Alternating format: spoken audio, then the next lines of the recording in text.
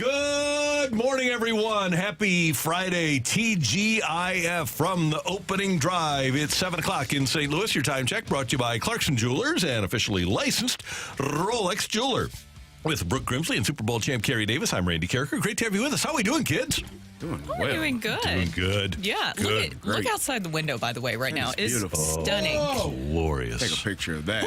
If you're driving, do a Picturesque. quick glance. Well, keep your eyes on the road. Just a quick glance. Yeah. Yeah, you don't want to keep you. You don't want to. Yeah. How about your St. Louis Blues last night? Oh, How man, did they they're do? good. Well, we got a Jack Adams Trophy winner here. All right. In Drew. I wish his name was Raymond rather than... yeah, so that we could just call him Ray-Ban. Oh, my God. I wonder if he's a brother named Ray. It's like a car crash where I heard the screech beforehand and I just couldn't look away. Yeah, that's Matthew Rocchio. Good to have you, with us. So, we hit... Oh, it was a favorite song. Oh, we didn't need it. Yeah, you can bring that back. You can bring that up. So, as it turns out, Alex Ferrario is a spectacular insider for 101 ESPN. That's And over great the course of the last couple of days, unbeknownst to the Blues, he's worked his way into the Blues dressing room. And after the loss to Detroit the other night, and before Craig Berube was unceremoniously whacked by Doug Armstrong, and I have to believe it wasn't very ceremonious. I think they just went in, literally had a beer, and said, "Hey, you're fired, buddy." Well, before that, Berube was recorded in the dressing room. And, you know, the Blues 5 years ago, they won the Stanley Cup. So he was talking to his team, and this is what Alex Ferrario picked up on the 101 ESPN microphones. If I were the man I was 5 years ago, I'd take a flamethrower to this place. And then he went on to specifically single out Jordan Kyrou and said, "Jordan, you've got to start moving your feet. You've got to start playing with effort. You've got to be better than you've been. You've got so much talent." And Alex, again, microphones in the room, caught Jordan Kyrou's response to the plea of Craig Berube for him just to play hard. You ain't my paw. They say ain't in Canada? You ain't. Yeah. You ain't My paw. And so, as we know, the Blues made a coaching change, and yesterday they introduced their new coach, Ray-Ban, to we got to go with Drew. Sorry. Yeah. And so Alex again at the rink for his initial speech, and he had a speech written out for the players. Excuse me while I whip this out.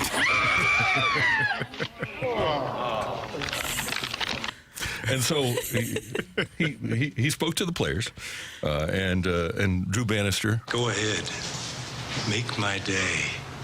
And so that was kind of the threat to his players. And they apparently accepted that challenge as they knocked off the Ottawa Senators last night by a score of 4-2. But it wasn't all sunshine lollipops for all of the Blues players. It was a good day. One of them said, "You ain't my paw." And then also told Jeremy Rutherford, he's not my coach anymore. And that was Jordan Kyrou. I have no comment.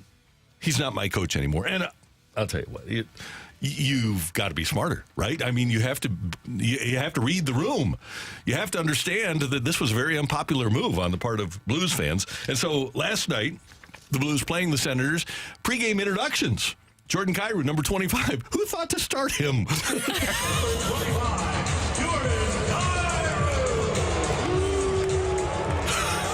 They're just saying Kyrou. Oh, okay.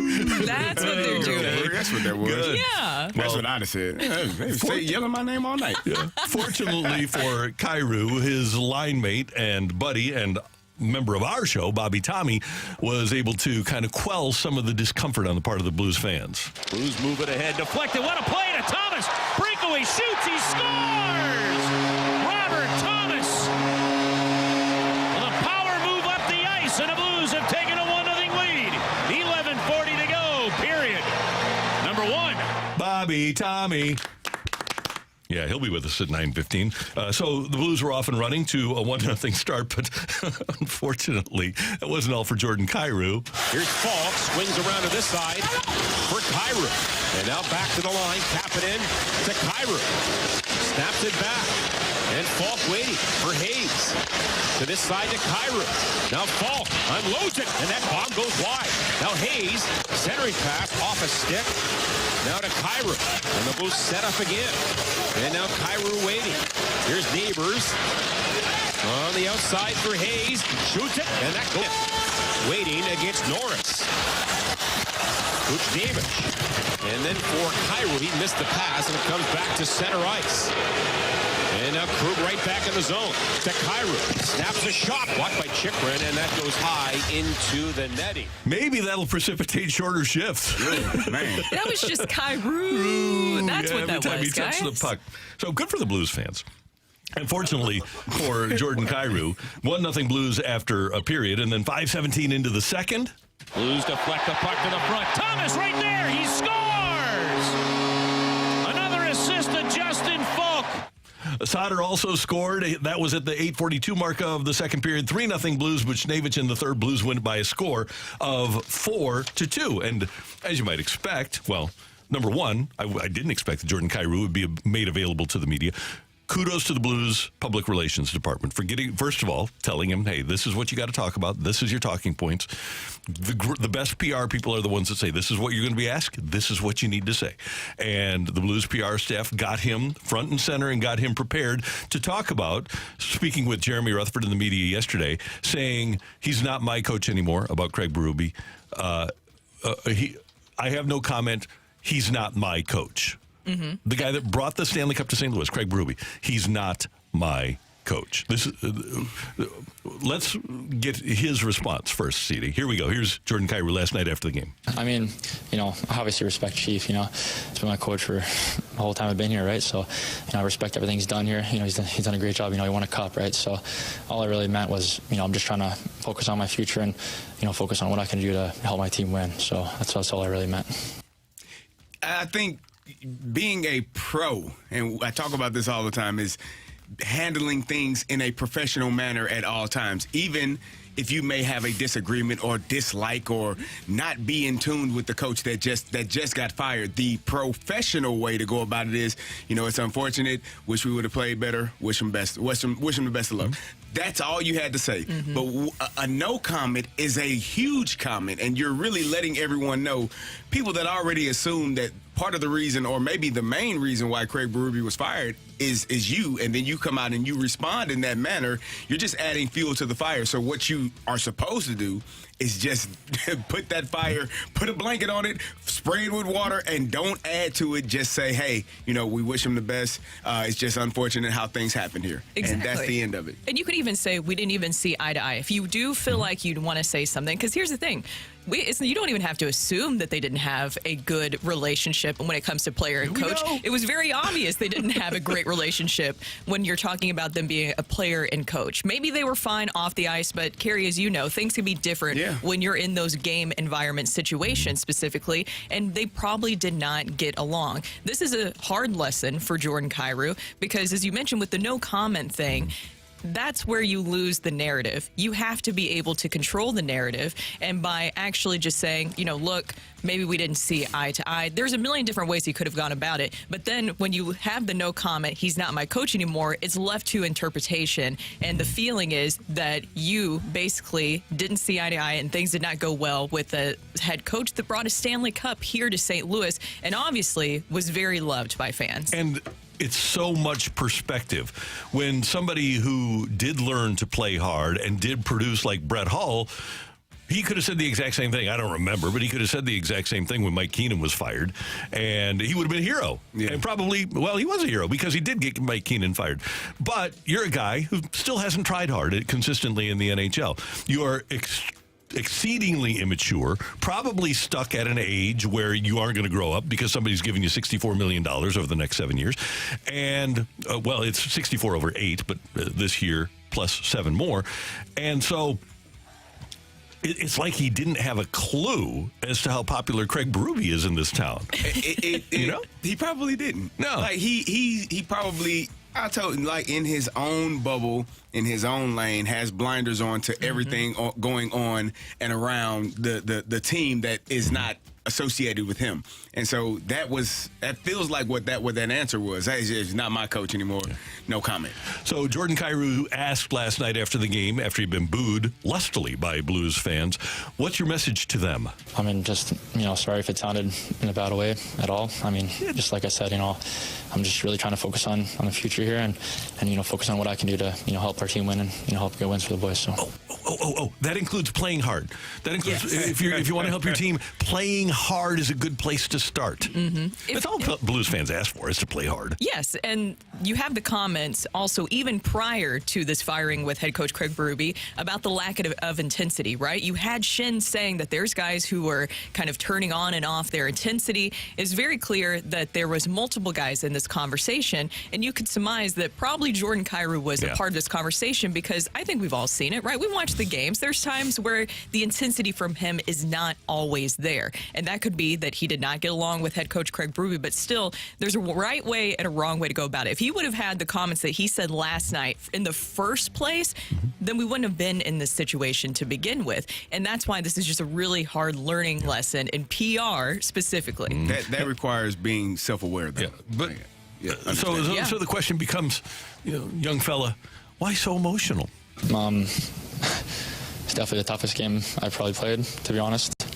But, I mean, it's just tough, right? Like, I love playing here, so it's tough to hear the fans booing me there. Sorry. Yeah. Hey, you know what? Play hard, be smart. It's not. Those are pretty good credos. Play hard, be smart. I think the best way to, as you said, get out of that feeling that he's having right now, just do your job, man. Yeah, play hard. It is the simplest thing. Fans will respect you. They will love you. You will be etched in their memories for their entire lives if you just play the game hard and play the game the right way. It's not really about how many goals you score. For him, maybe it is more because of the money that he's receiving, but it's about the effort that you give. And if there are questions from teammates, if a coach is fired, if fans are watching and media members are watching this team and they're saying, hey, that's not enough based on what you're being paid, yeah, you just play hard, man, and people will love and respect you. If there's a Blues person that's driving around right now, and I don't expect Jordan Kyrou, who's 25 years old, to understand Blues history, but I can give him a little lesson in history, okay? Because I've been around, And in 1988-89, Brett Hull was new to the Blues, and he scored 41 goals, 43 assists, 84 points. 41 goals, really good year.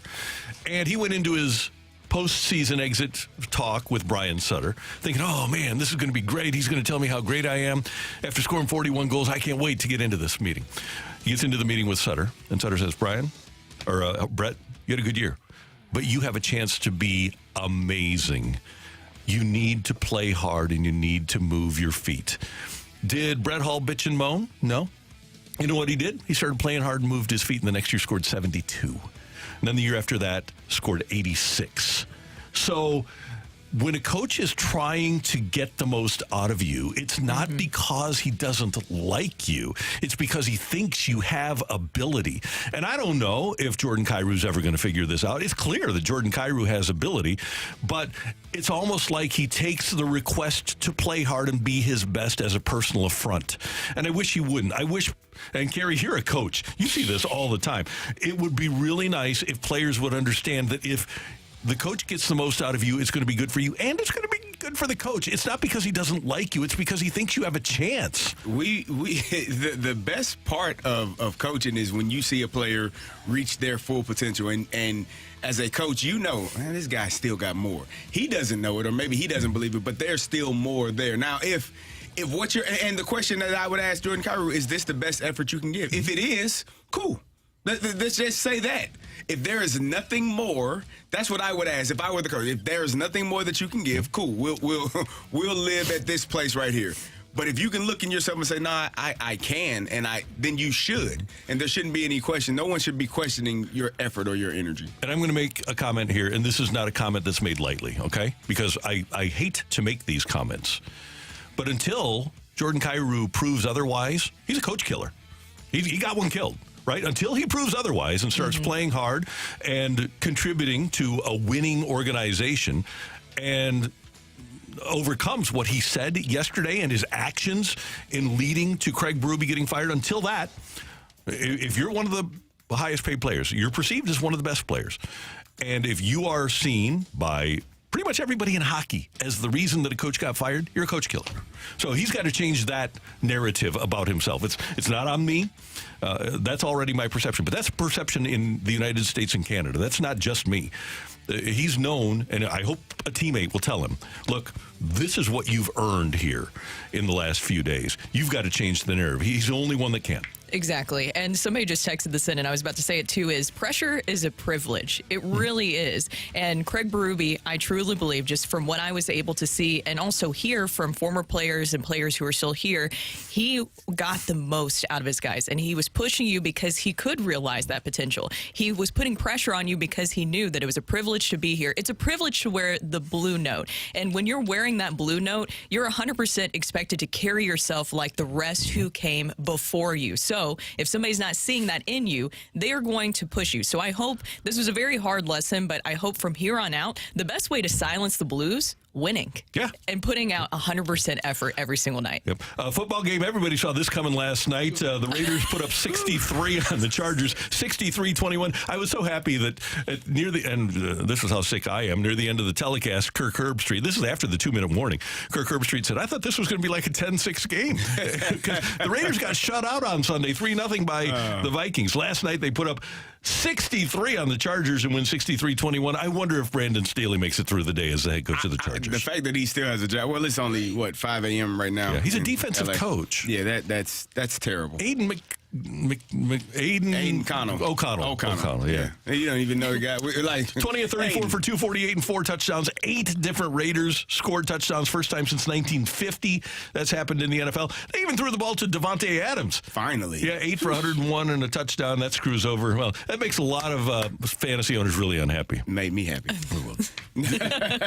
Are you playing against him this week? Well, I got Devontae Adams. Oh, okay. In one of my leagues. In one of your leagues. Yeah. Okay. There you go. So we're off and running here on 101 ESPN. Coming up, get your text in to the Air Comfort Service text line, 314-399-9646, 314-399-YO-HO. A special Friday edition of Sick of It here on 101 ESPN.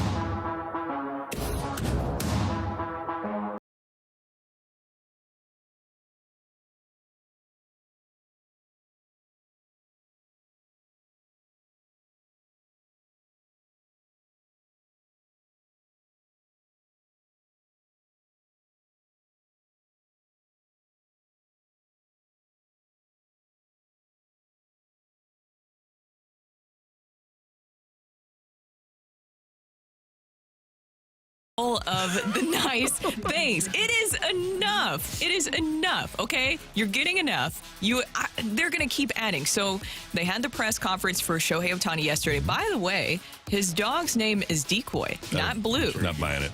You don't believe it? You think he changed it? I think he just changed that dog's name. Yep.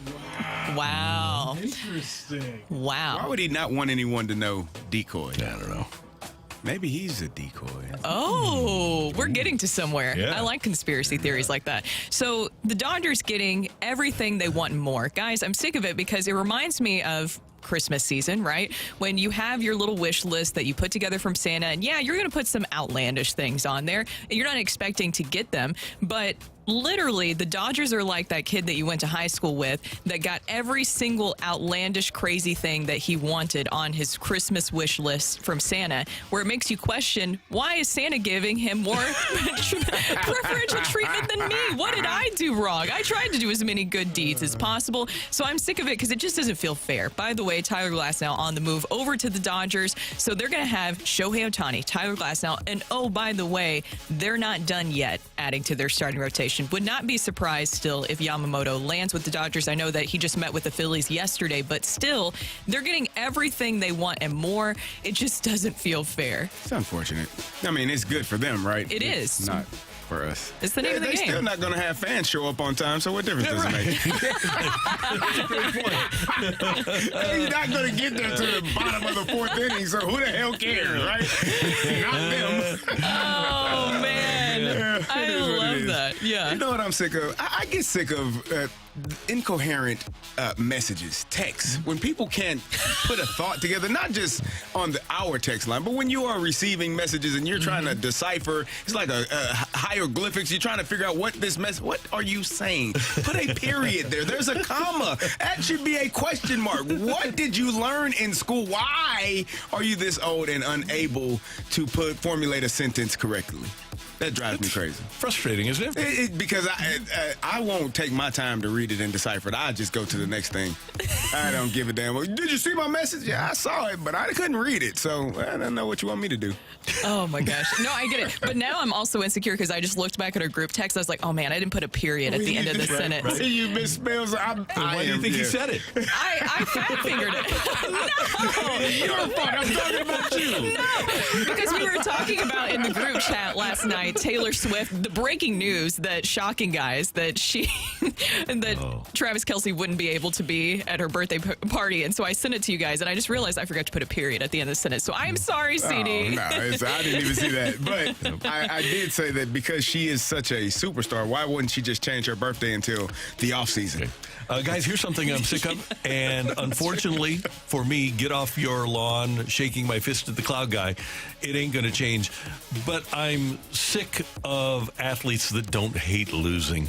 Yeah, that's I think hating losing is the most important aspect to being a successful athlete. Randy, the times have changed so much. When guys were making, $100K maybe, and going in the offseason and having other jobs, this is long time ago, there was probably more of a passion for collectively, as a group, for your job. Now it's hit or miss. You got some guys that really love the sport and the game that they play, and then you got guys that don't, and they are there. You talked about it. A Rams player that just didn't really care about the game. But was good. First round, who was? Alex Barron. Yeah, you said he wanted to play basketball. Wanted to play in the NBA, yeah. But you know what? I've been spoiled. I was spoiled recently by the 2019 Blues. I was spoiled totally by Tony La Russa. And I wish now, man, looking back, how great would it be to have a coach or a manager where you say, hey, how you doing? He'd say, ask me at 10:30. Because his life was defined by winning or losing. And the Greatest Show on Turf, one of the reasons the Greatest Show on Turf was great, it's not just the fact that they were exceptionally talented, one of the most talented teams in the history of the league, but man, those two games that those guys lost, devastated them, and they weren't going to allow it to happen. And you have to collect those kind of players. And unfortunately, there just aren't a lot of those guys running around these days. We've talked about that, where it seems like the team aspect of the game is being lost, right?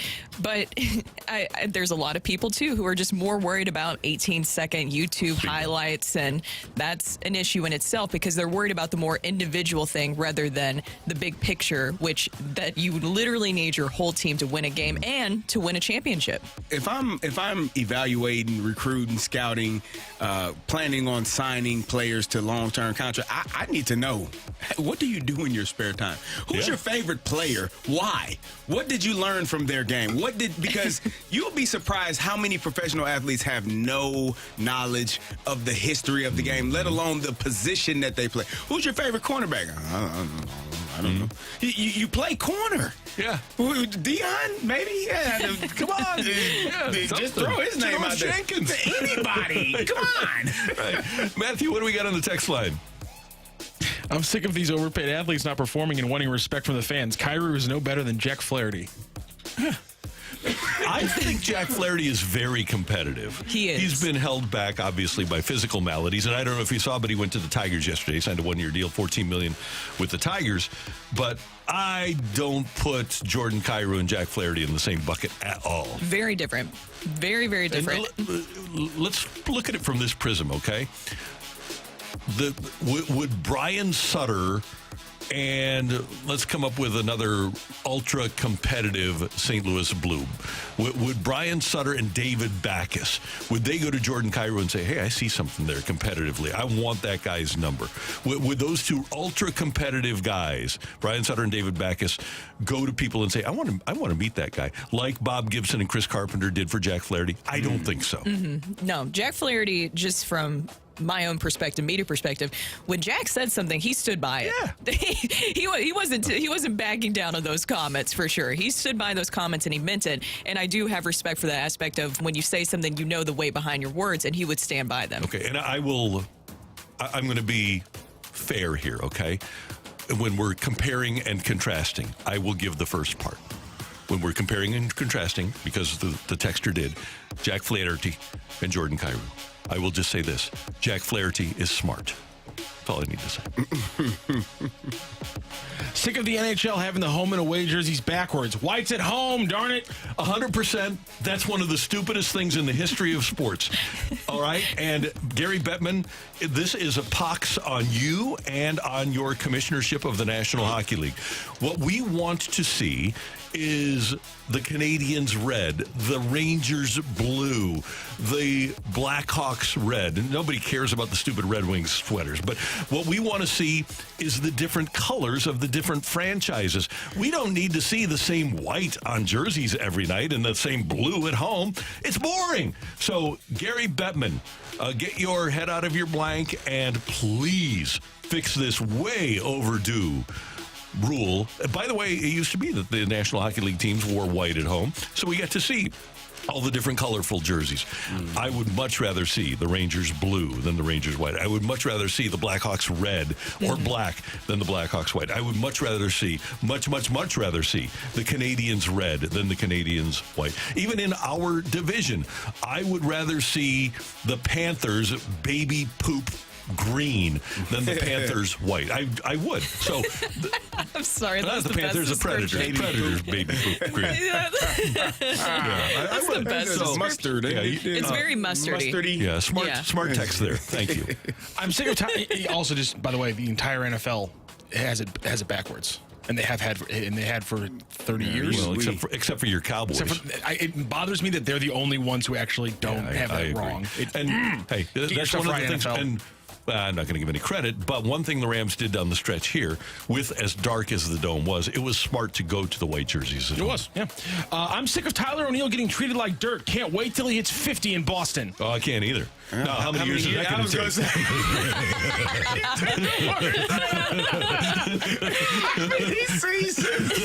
How many seasons? 6? Over a 4-year span, maybe. I don't know.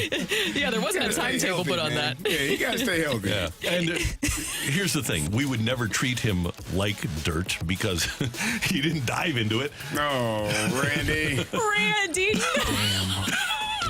Am I wrong? Damn. Why? It's going to be absolutely nuts. People will lose their minds if all of a sudden Tyler O'Neill just is the healthiest he's ever Yeah. been after gonna he be leaves bad. the Yeah, Cardinals. it will be. It's gonna be That's bad. just, there's no way, Just right? MVP caliber year, top 5 Yeah. MVP candidate. He's still, even though he's in Boston and things have changed, he's a pulled hamstring waiting to happen. Hey, John Mozeliak said he'll probably get MVP Yep, votes. right. He did. I'm sick of paying for shipping. Work it into the price and make me feel a little bit better about buying this gift and not tacking on $15 for shipping. It's not like I can pick it up at a warehouse as an option. Just tack it onto the price. I can't believe.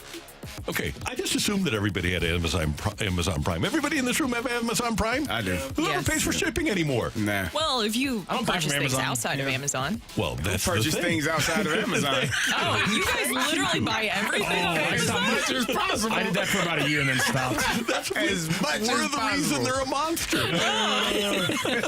Oh my god! There is other stores outside of Amazon where they do add the shipping, but that definitely makes it a little bit easier whenever Amazon has Amazon Prime. I like how quick it gets there too. Man, I ordered something at 10 a.m. one day and it was there by 4 p.m. I said, Amazing. Yeah. This is nice. life here. This is living. This is the future. Carrie picked it up and just goes, man, 3 people couldn't go to the bathroom for 6 hours, but it got here quick. Don't ruin my. Hey, stay out of there with that. In the years that I worked with Michelle, I would say, "You got your Christmas shopping done?" She said, "Of course." She always had it done by Thanksgiving. Oh my god! And I said, "Well, where'd you go?" Because I knew it was going to. She said, "I never leave my house." Click, done. Thank you, Matthew. Thank you, Randy. And thank you very much for your texts. We do appreciate them here on 101 ESPN. I wonder if Kyrou has Amazon Prime. He doesn't need it. He's making $8 Oh, million. he probably has Amazon Prime. I would think so. Yeah. So, I wonder if he's aware that Christmas is coming up in a week and a half. Today is the 15th. We're 10 days away 10 from days Christmas away? Day. Oh my gosh! Holy Life smoke! comes at you fast, man. Jay Delsing, we'll see if he's got his holiday shopping done. Our resident PGA Tour pro is next on 101 ESPN.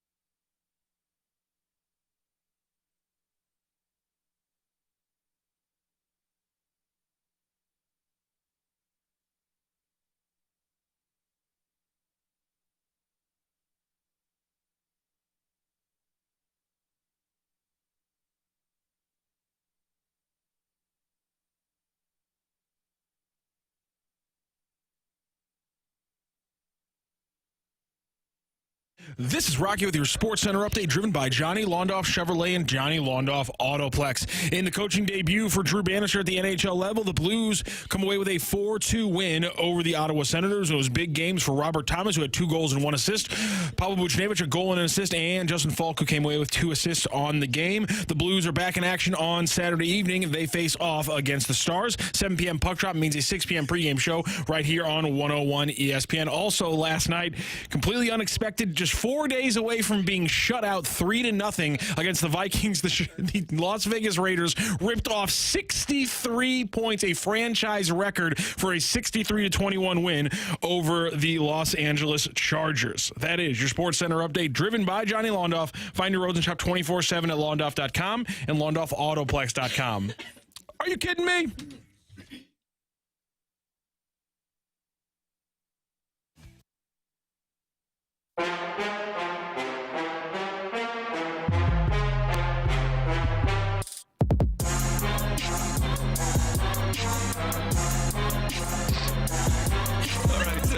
Brooke, Carrie, Randy, and Jay Delsing standing by on the celebrity line. And Jay, you are a smart, thoughtful guy with great opinions, and we do always appreciate your opinion. So I have a question for you. Are you prepared to answer? I don't know, man. I've been listening this morning, and you guys are on it. I'm a little nervous. Very simple question. Your general, and this doesn't have to be specific, but your general opinion of somebody who walks into a store and loves the smell of tires. What's the smell of what? Tires. Like somebody who said, I loved Sears because I used to go in and the first thing you would smell is tires in the auto department. What do you think of that? Come on. Jay, no, let me state my case here because I feel like I'm being singled out right now. It's you? Yeah, it is.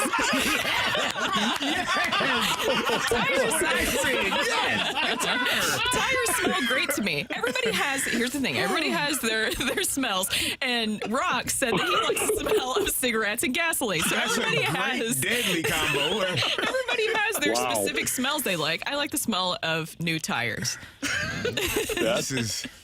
That is unique. That's I like the freshly mowed grass of a spring golf course. The freshly mowed grass is a great smell. I like the smell, even though I hate the taste. I like the smell of coffee. I can't imagine wanting to go to a store so that I can sniff tires. Okay, when you phrase it like that, Randy, it doesn't sound great. Like fresh rain or something, Brooke. That's what you were. My tires. That's probably why Sears is closed now. Okay, here's the thing. There's obviously other smells that I love. I'm not saying it's top tier. I love the smell of fresh baked cookies, different things like that. But I'm saying everybody Sounds like you're bailing out now, Brooke. No. Because everybody has their unique smell that they like. What is your unique smell that you like?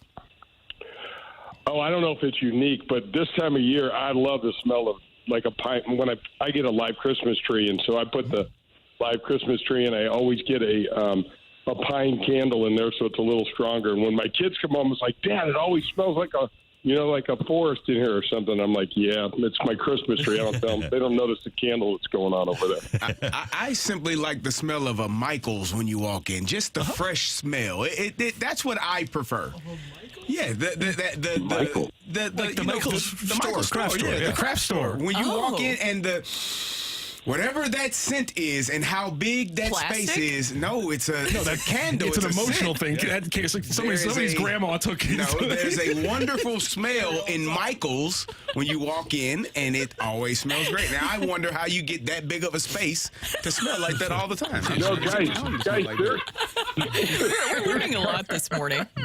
We did this at Wild Crush. There are scent machines. So I don't know if you've stayed whenever you have, I'd meet someone for dinner or staying at a really super nice hotel. They have their own individual scents, like a Four Seasons hotel or a Ritz-Carlton or something like that. And so we did that at Wild Crush. Right at the front door, we put this scent machine in. And I don't know. I want to know who's the person that creates the names for scents, like glistening snow.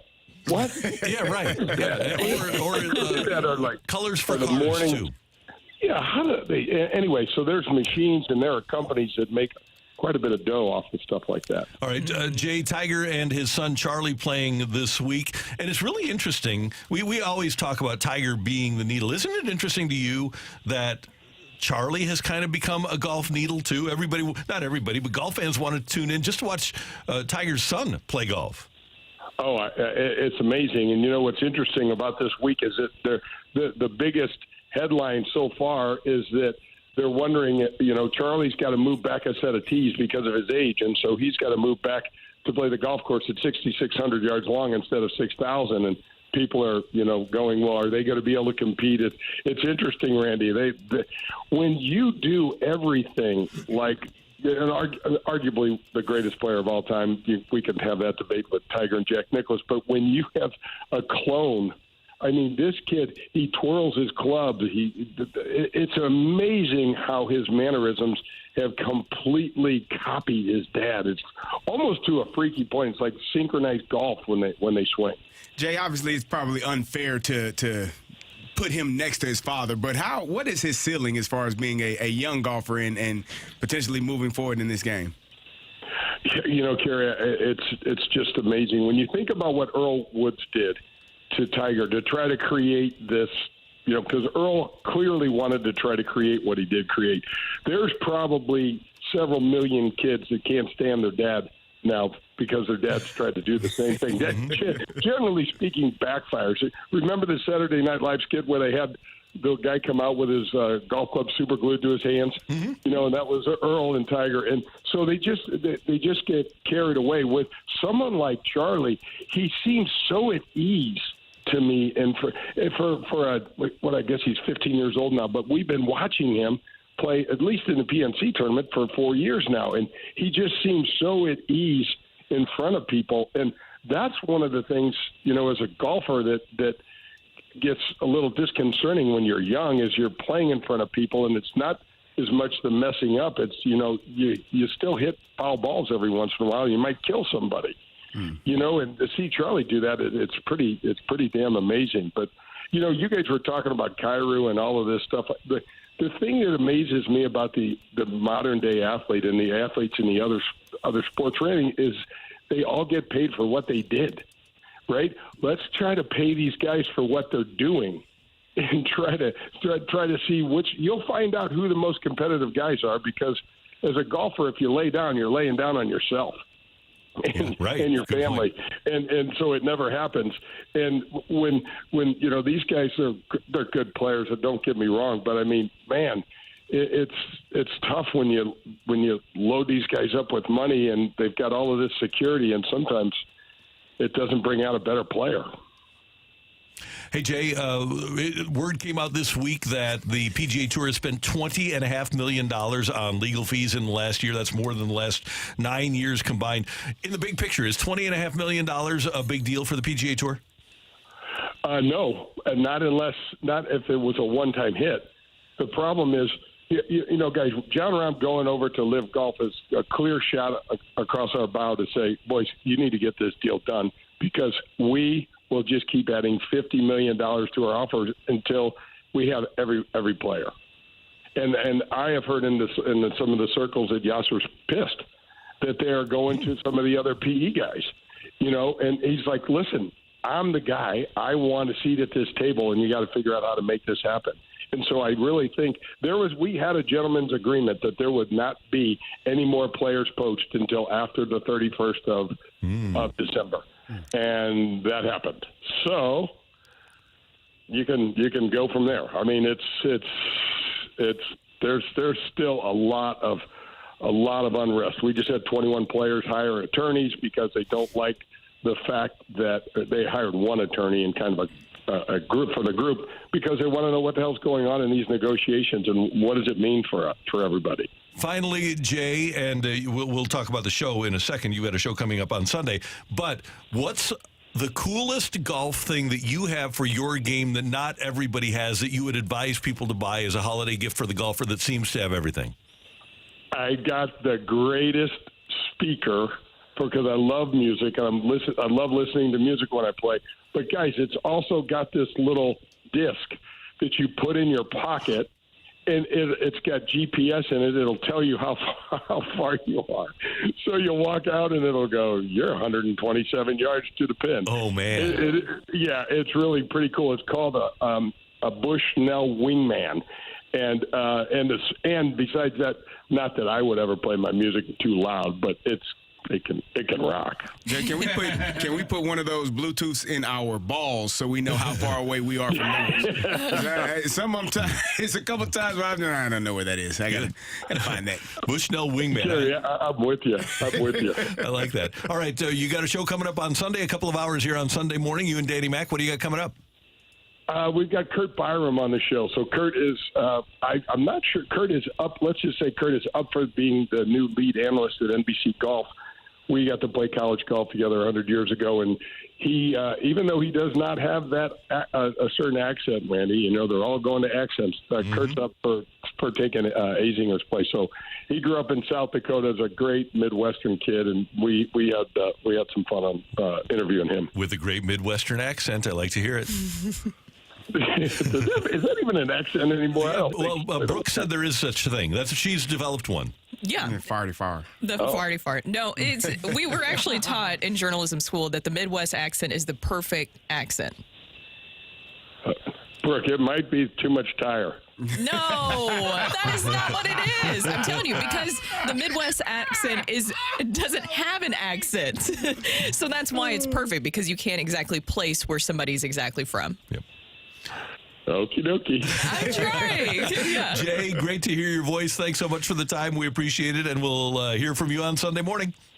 You guys are fired up, man. Step away from the caffeine. I love the show. Will do. See you later. That's Jay Delsing on 101 ESPN. Coming up, get your text in for our TIOLI. Take it or leave it, 314-399-9646. 314-399-YO-HO. TIOLI next on 101 ESPN.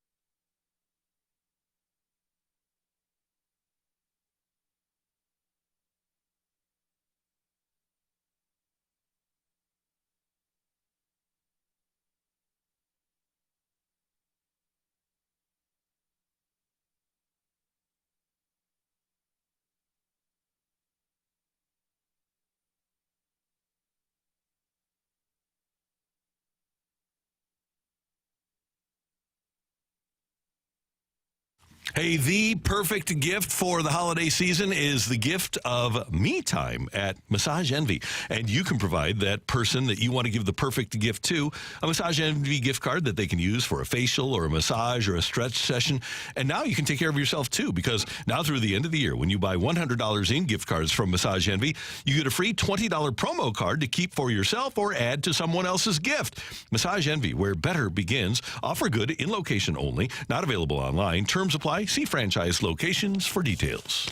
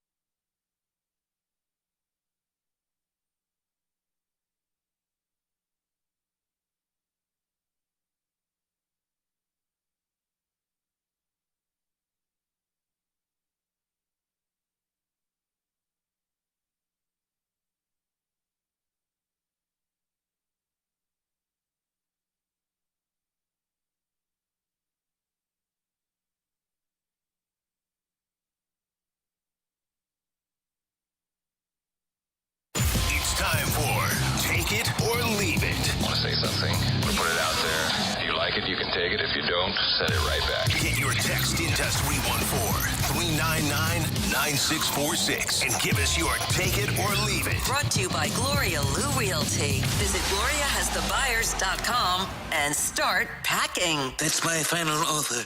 Take it or leave it.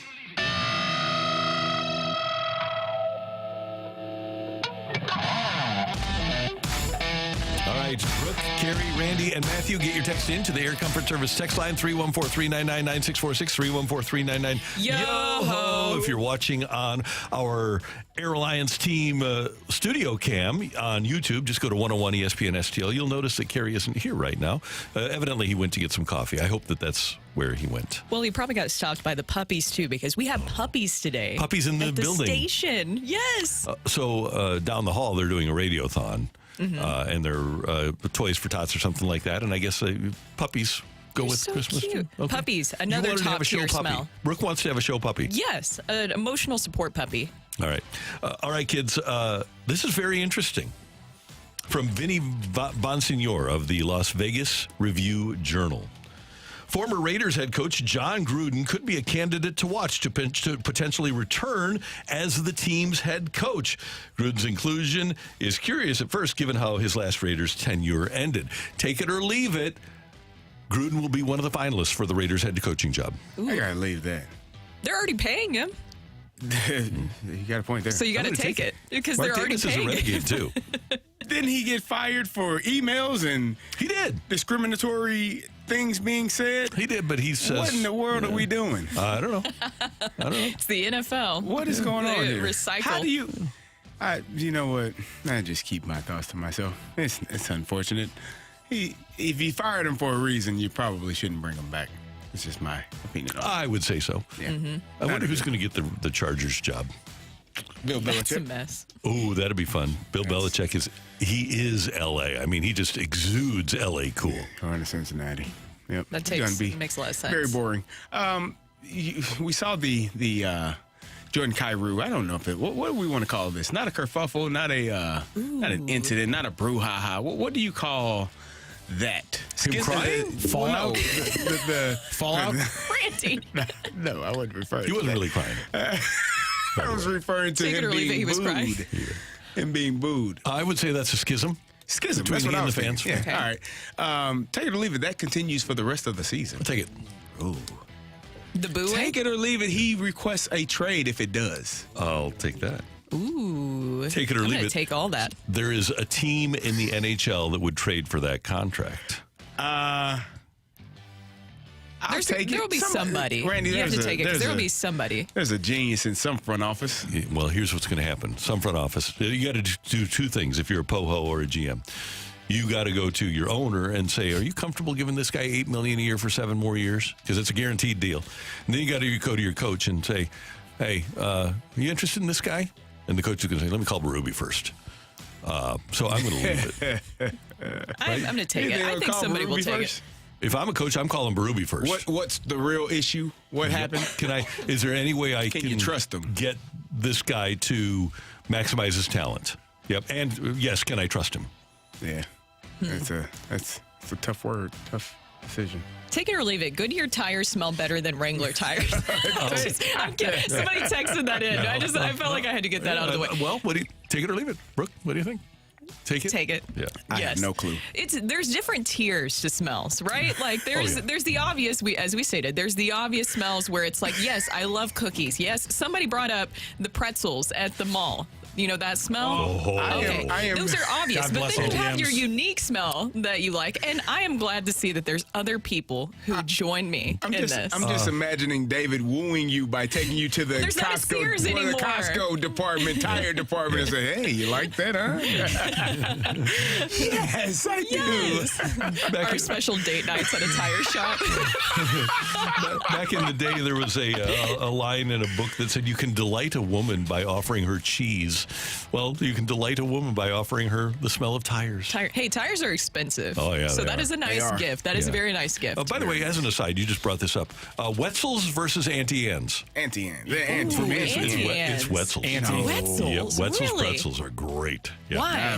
No, they are, but I'm saying Annie's is... Annie's is you need like where it's at. an inch of napkins to get through Wetzel's Pretzels. There's just so much butter I don't on like them. rhyming with my food. Great. Wetzel's Pretzels. So, okay, Brooke, was that your real one? No, it wasn't. But I mean, I enjoyed that conversation. I did too. My take it or leave it is that will Jordan Kyrou actually get cheers at the next home Leave game? it. No. At the next home game tonight? Is that tonight? Or is that tomorrow? Blues and Stars tomorrow, 6 o'clock pregame. 7 o'clock. I'm going to leave that. Guys, there's people on social media that are saying that they want to make sure that they will cheer him on this time instead of the boos. You know what to get him cheers? Playing extremely well. That helps. On the day after Berube was fired, the poll was, what do you think of the St. Louis Blues firing of Craig Berube? Good move, 8.6%. Bad move, 91.4%. That was 3,164 votes. I would suggest that it's going to take some time for Blues fans to get over Craig Berube getting fired and the perception that there really was one guy that led the charge to get him fired. So you guys are leaving. I'm going to take it because I think just based off the social media reaction from some people that they're going to make sure to cheer him on. He better score. That helps. A hat trick. Yep, tickets available, by the way, if you want to cheer him on at stlblues.com. Matthew, what do you got? We're actually going to start with the YouTube chat. Juliet texts in and says, take it or leave it. Jordan Kyrou is the new J.D. Drew of the Blues. Ooh, good. I'm going to leave it. Oh, really? Yeah, J.D. Drew was really disliked. Yeah, but he was hurt all the time. The problem with Drew, he didn't have a bad attitude. He was just hurt all the time. But when he played, he was productive. He's a good player. He better than Kyrou at his sport? So I far, think so. Yeah. It seems like fans over the years have kind of taken more of the side that he was faking or just being a baby about all those injuries. Yeah, they're wrong. I think that's what's happened over the last 20 years. Is people the narrative is that he was being soft. And here's the thing: Jordan Kyrou is a nice player, second round pick. You can talk to scouts today, baseball scouts, who will tell you even today, 25 years later, that J.D. Drew was the best college baseball player they ever saw. Didn't pick up a bat till he was 14. He was literally Roy Hobbs. He was the natural. Take it or leave it. There are 3 St. Louis accents: the journalistic ideal, Nelly, and Farty Far. I'll take that. Take it. Yeah, I'll take that. Yes. I will tell you this. Does Farty Far include use guys? Use guys. Zinc, Farty Far, use guys. I think those are all the same accent. When I got to Illinois, I obviously a lot of Chicago people there. So we had some St. Louis people that hadn't gone there. And so my first visit, one of my teammates, eventual teammates, was like, what is that called? I'm like, it's a chur. He's like, what is that on your head? It's her. Like, I didn't realize that's how we talk. Like, I never heard it and they were just cracking up laughing. Like, what are y'all laughing? This is some Ricky Hayes and stuff. And they just thought it was the funniest thing in the world. What does the ball fly thugh? Because Chingy's from St. Louis, right? Yeah, I grew up with Chingy. That's how I grew up talking. Yeah, sure. I never knew that it was that's weird. I had no clue.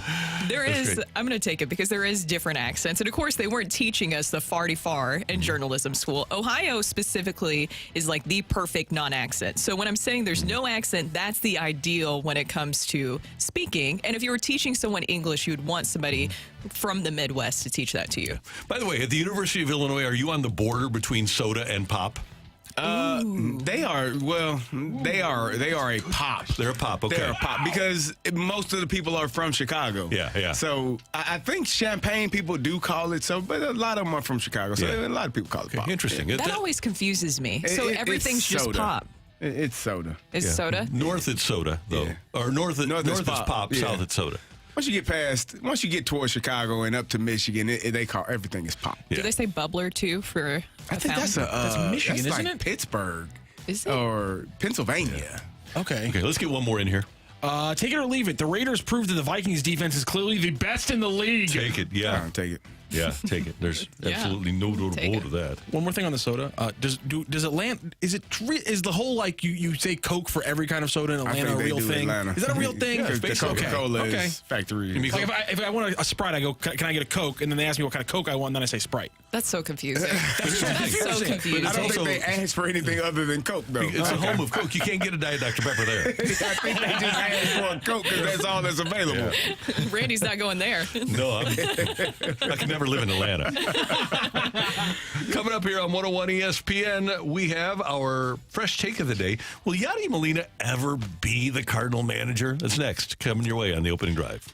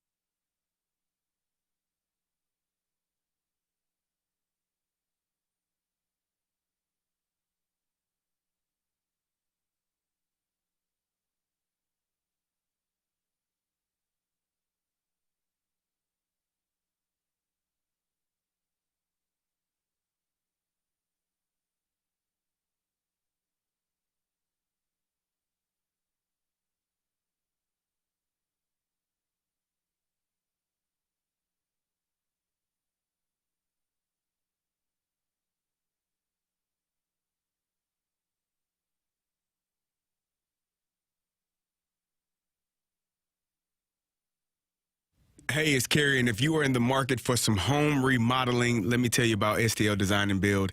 They can do everything from kitchen to bathroom to roofing, siding, plumbing, and electrical work. They listen to your needs and will work within your budget and deliver quality products and workmanship. Just reach out to them at stldesignandbuild.com. They worked with me on my deck a few months ago, and I had a great time, a great experience. There was a point where the boards had gotten scratched from moving them from the company to my home, and they went and got me new boards the same day. They made sure that those boards would not be laid down on my deck and gave me new boards. And my project coordinator, Becky, was awesome. She worked with me the entire way, making sure that I knew what was going on, when the project would be completed, and how much time it would take. And again, they worked within my budget, so I was very, very happy about that. They are an award-winning company that has taken home the top workplace award as well as best home improvement award company. And they truly believe in treating people how they want to be treated. So if you need some work done around your home, reach out to them today at stldesignandbuild.com.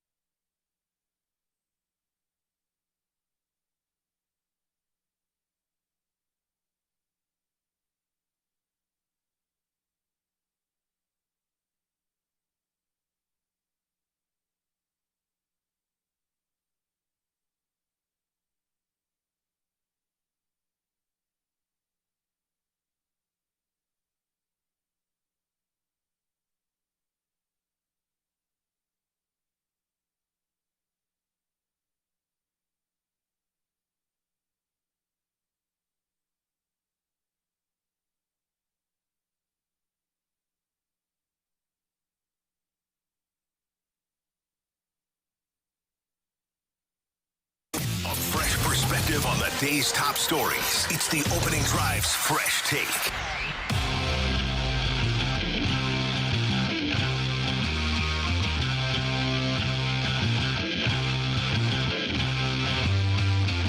So I think Yadi or Molina is going to be perfect at this job. Do I think it leads to him managing the St. Louis Cardinals someday? I do not think that. Unless there's a different GM, unless there's someone that is inexperienced, that takes over, that is new president of baseball operations. As long as John Mozelek's there, he's not going to put somebody in that seat that's going to push back on him. That's just not going to happen. But I do think it's great the Cardinals made sure that Yadi or Molina's intellect and experience is in their suite. That's our buddy Greg Amsinger yesterday here on 101 ESPN. Greg, the lead anchor at MLB Network. It's 8:07 time check brought to you by Clarkson Jewelers, an officially licensed Rolex jeweler. And just looking at it from a surface area viewpoint, I would totally agree with Greg. And based on what we have witnessed so far from John Mozelek as the Cardinals POBO with Mike Matheny and then Mike Schilt and now Oli Marmol, there does seem to be a level of pliability among the managers when they get hired. And I am of the belief that, especially because he's a product of Tony La Russa, that Yadi is going to be much more rigid in the way that he wants to run. He wants to run a team and be the manager of a franchise. I just don't believe, knowing Yadi like we do, and we don't know him really well, but it just seems like he's a much more rigid and less pliable employee than the other people that have been hired by the Cardinals initially. Yeah, 100%, because Yadi's going to do it his way, and that's what you have been able to see during his time with the organization, right? But this is a whole different experience having him take on this new role being a special assistant. And this week, we have our final episode of the 101 on Sports on Fox 2, which will be airing Sunday night at 11 p.m. And my guest is Benji Molina. So we had a great conversation yesterday about everything with the Cardinals, what he thinks about Wilson Contreras, Ivan Herrera, and him stepping up. And of course, we talked a lot about Yadier Molina and him taking on this role. And Benji made it very, very clear that Yadi wants to make sure that he gets everything kind of taken care of in Puerto Rico this year because he wants to manage. And he wants to manage and he wants to be here in the big leagues as soon as 2025. So he is doing everything he can to prep because Benji said yesterday when he's here, he's going to stay here. He knows that it will be a full commitment and he's very aware of that. So he wants to get everything squared away in Puerto Rico this year while he's still helping advise the Cardinals. And Brooke, what's your sense on whether he's zeroed in on the Cardinals or just a major league job? Yeah, he would love to manage for the Cardinals, but Benji acknowledged that Oli Marmol still has the job right now, so it's not about that. It's if that opportunity arises, Yadi will be ready to take on that role if given. But here's the thing is he wants to manage regardless. He wants to be here in Major League Baseball managing, and Benji made that very clear, whether it's the Cardinals or not. And I think a lot of teams would want Yadi's experience and what he's able to bring to the table. Yeah, the experience, the knowledge, the just the understanding of the game. Mm-hmm. You can't find that in a lot of people. He's done a great job his entire tenure as a catcher, so he sees the game from a different view than everyone else on the field. So I'm sure he would be a great manager. But as we said, if the Cardinals perform well, Ali is in the last year of his contract. If they perform well, you probably re-sign Ali to a new contract. Now, if you don't perform well, if we have a repeat of last season and we start off 10-25 or something along those lines, then you might be looking at making a change. But and I think Yadi would be the perfect candidate for that. It's just, I said this time and time again, that's why when there were rumors of him potentially coming back, the grind of being a head coach or being a manager of a professional team is completely different than the grind of playing 162 games or being at the ballpark in that way. It's just a different mindset, and there's so much more work. It's not the physical work that it is in being a player, but the mental work of being a coach, being a manager is tough. And so you do have to prepare for that. So I'm glad that he's taking the time to prepare for it. Well, and that's why I like what Benji said, right, is that this is what this is about this year, is Yadi's making sure that he's fully prepared, getting everything settled, because he is having some family matters in Puerto Puerto Rico. He didn't go into detail, but he's getting everything settled because his eye is definitely on the big prize of one day managing a Major League Baseball, and he wants to do that soon. Benji brought up 2025. This is something that he sees very quickly as to what he wants to accomplish. And when it comes to managing, Benji brought up, too, that he's been doing a lot of that. As we know, he managed Puerto Rico in the World Baseball Classic. He's been doing other things while in Puerto Rico where he's doing that role, where he's managing, where he's taking on that other experience after being a player. So, quickly, I don't think that Yadi will wind up managing the Cardinals. I think he'll wind up managing in the major leagues. But I think the way the Cardinal organization is set up, and with Ollie in place and with Mo under contract through 2025, I don't think that Yadi does, because of the way the time works. I don't think that Yadi does wind up managing the Cardinals. What do you guys think? I think he does. I think it depends on what the Cardinals do next season. Like, if they have a bad year, there's no need to fire Ollie if his contract is expired.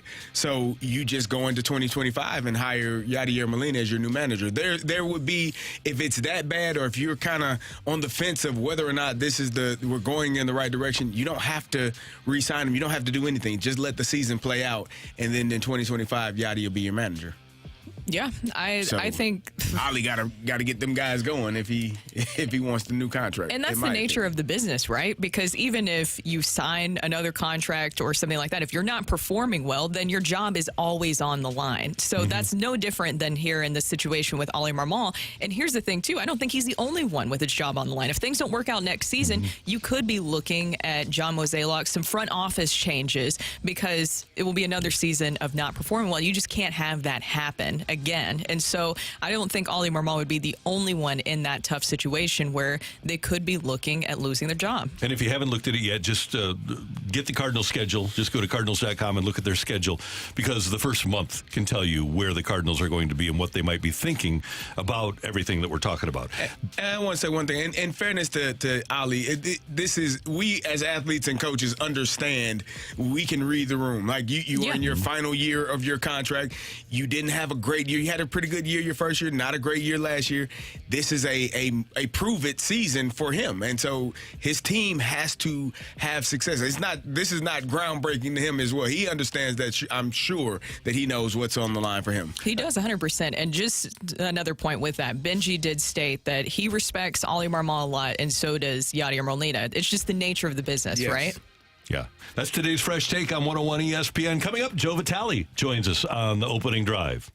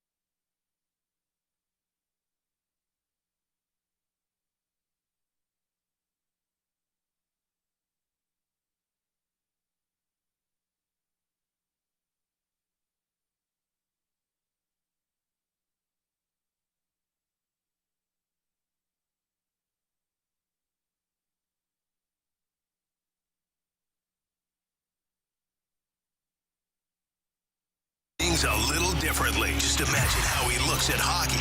Whoa. This is The View from Vitale, brought to you by Scott Lee Heating Company, a proud Mitsubishi Electric Elite contractor.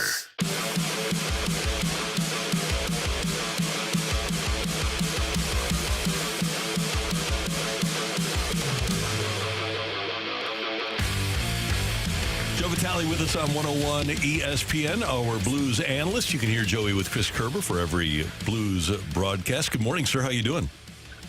Randy, doing awesome this morning. Awesome Friday morning. How are you? I'm doing well. A couple of years ago, when it got cold here in St. Louis, you built a nice hockey rink in your front yard. Are you an advocate? Are you a devotee? Are you a lover of White Christmas? Or would you rather prefer it be warm and without snow on Christmas?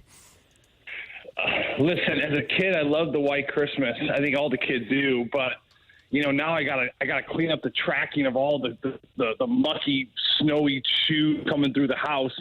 So now I'm actually a fan of a nice, mild Christmas. We had one about 2 or 3 years ago. I don't know if you remember. It was like 68 or 70 on Christmas Eve. We were heading to church that night in our shorts and T-shirts, basically, which I was okay with. But, I'm an unselfish guy, Randy, as you know, and if the kids want a White Christmas, I'll take it. We're not doing the ice rink this year. That was an interesting year a couple of years ago. It was that vortex that came through. In St. Louis, you really need like the 10s and the teens, and you needed to stay consistent for about, 8 to 10 days to really make it worth it. It takes a lot of work when you're just naturally relying on the cold weather.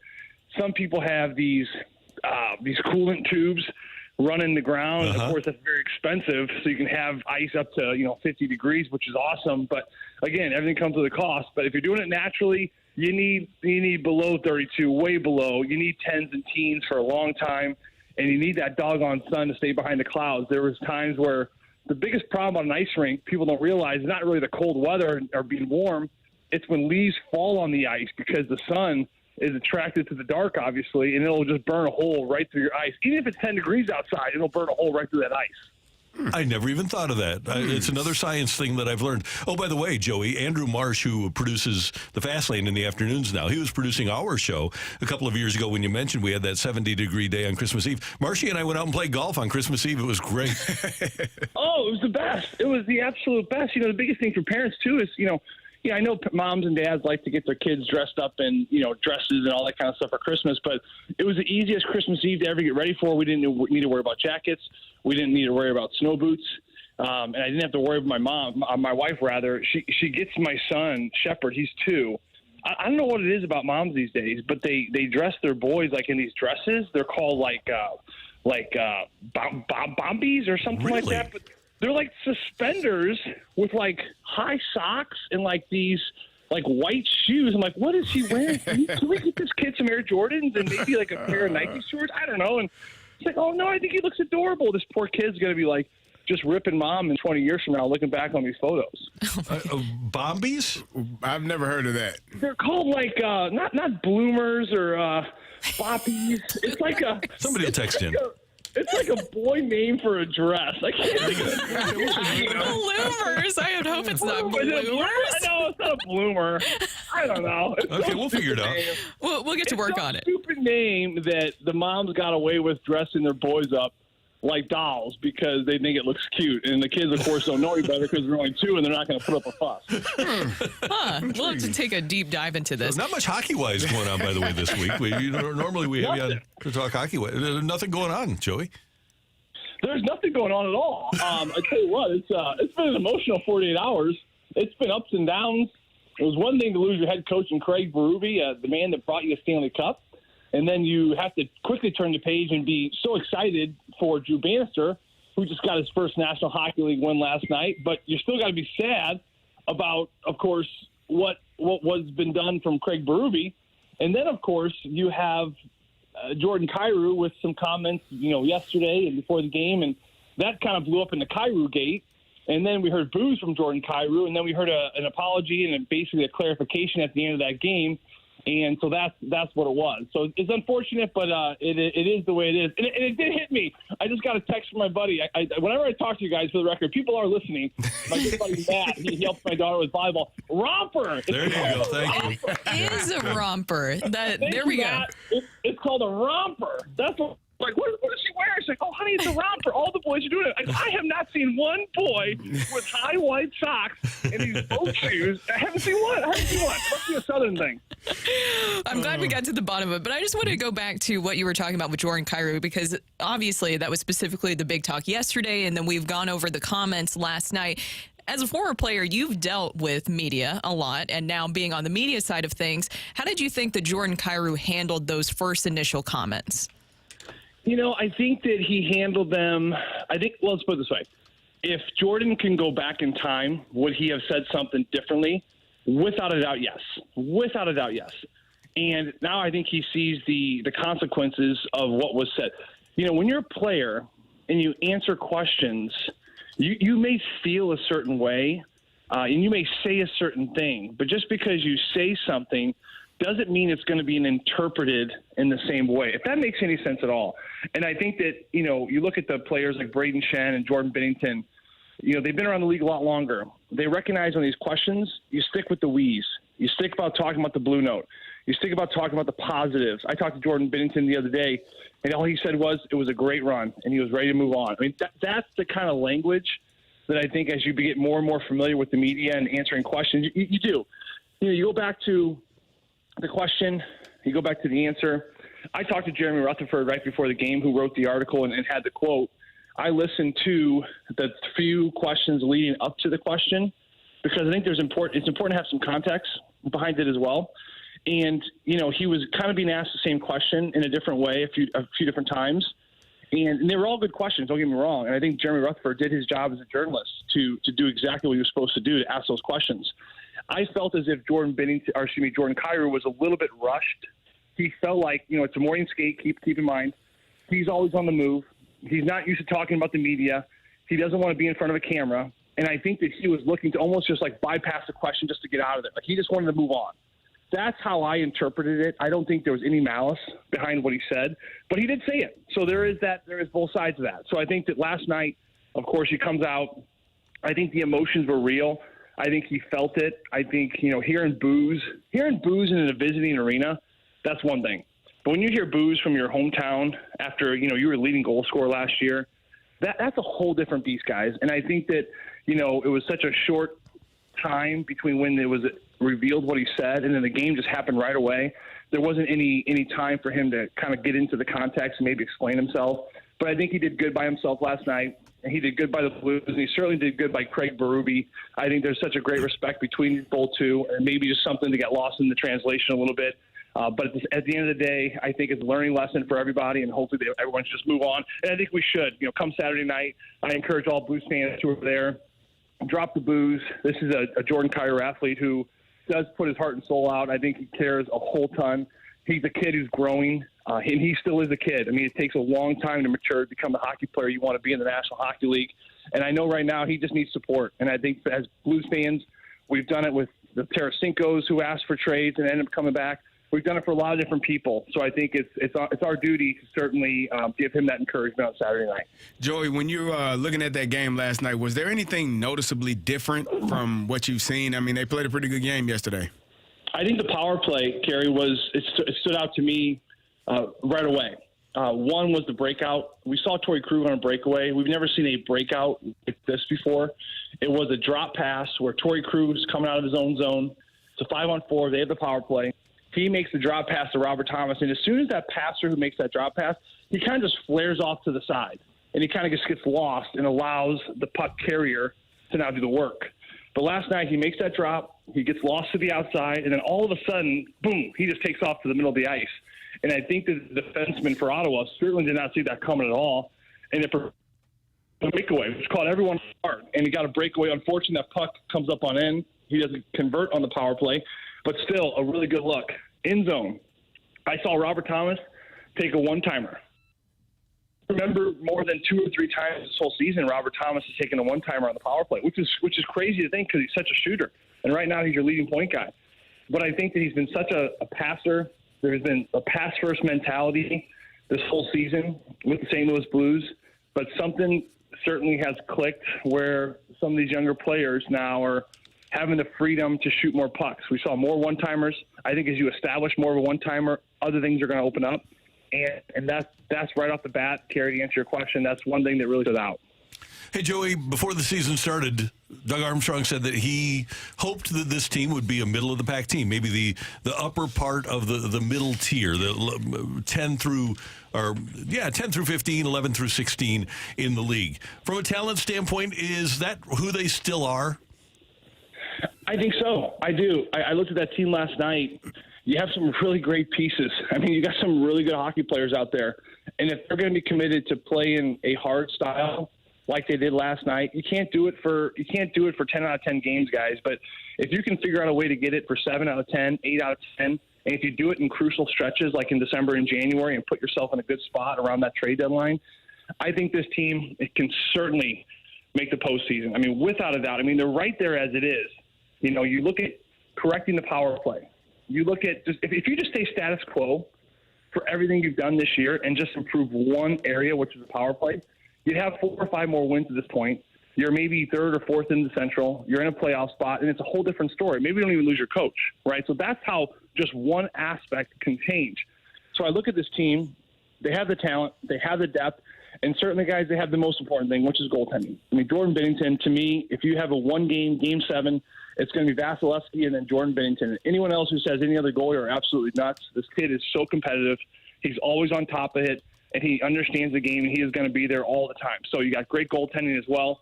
This is a team that is just going to try to get in. And like Doug Armstrong said the other day, you get in, you just don't know what's going to happen. I mean, if the Blues don't lose Binnington to an injury a couple of years ago in that Colorado series, you know, maybe the Blues win that series. Who knows? I mean, remember, leading up into the Stanley Cup final, we were the only Western Conference team that had beat Colorado in a playoff game up to that point. They swept the other 2 series. So the Blues were right there, and it's one injury. Now you get in, you sneak in, maybe you slide in that 7th, 8th spot. Maybe you play the LA Kings in the first round of the Dallas Stars. What's to say that Ottinger doesn't get hurt? What's to say that, you know, maybe Jason Robinson gets hurt? You know, you never know how injury is going to pan out, and it's anyone's game at that point. So that's the goal. That's what this team is searching for, and I do believe realistically it can happen. Joey V, always good to hear your voice. Thanks so much. Have a great weekend, and we'll be tuned in tomorrow night for the Blues and the Stars. Sounds good. I'm going to take a picture of my family before Christmas in the rompers. I'm going to send it to you guys. All right, love it. See you later. That's Joey V on 101 ESPN. Coming up, we've got the fight, and that means we need a fighter. Text in to the Air Comfort Service text line 314-399-9646, 314-399-YO-HO. The fight is coming your way next on 101 ESPN.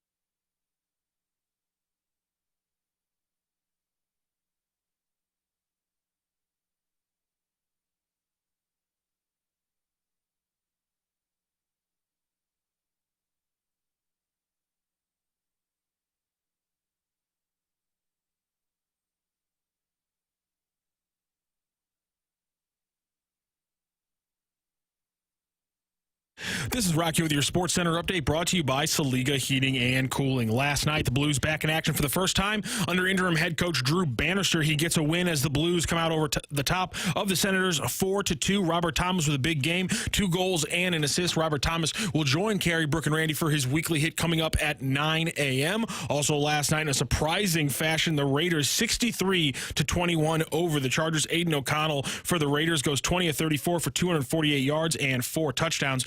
The Raiders again score 63 points just 4 days after being shut out against the Vikings in a 3-0 loss. That is your Sports Center update brought to you by Saliga Heating and Cooling, an independent American Standard heating and air conditioning dealer.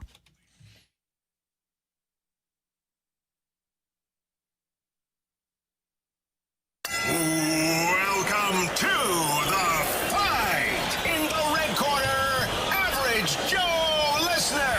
And in the blue corner, the undisputed king of morning drive. Please welcome Randy Carricker.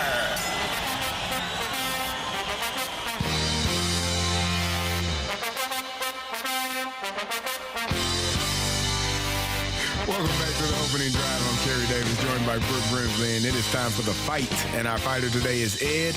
Ed, how you doing? I'm doing great. Are you ready to take on Randy Carricker?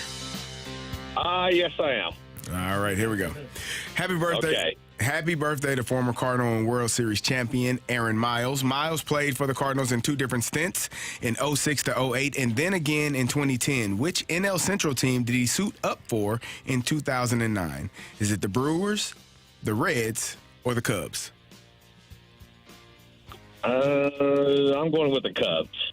Final answer. The Angels are currently tied for the longest active postseason drought in Major League Baseball at 9 seasons with which other AL team? Is it the A's, the Orioles, or the Tigers?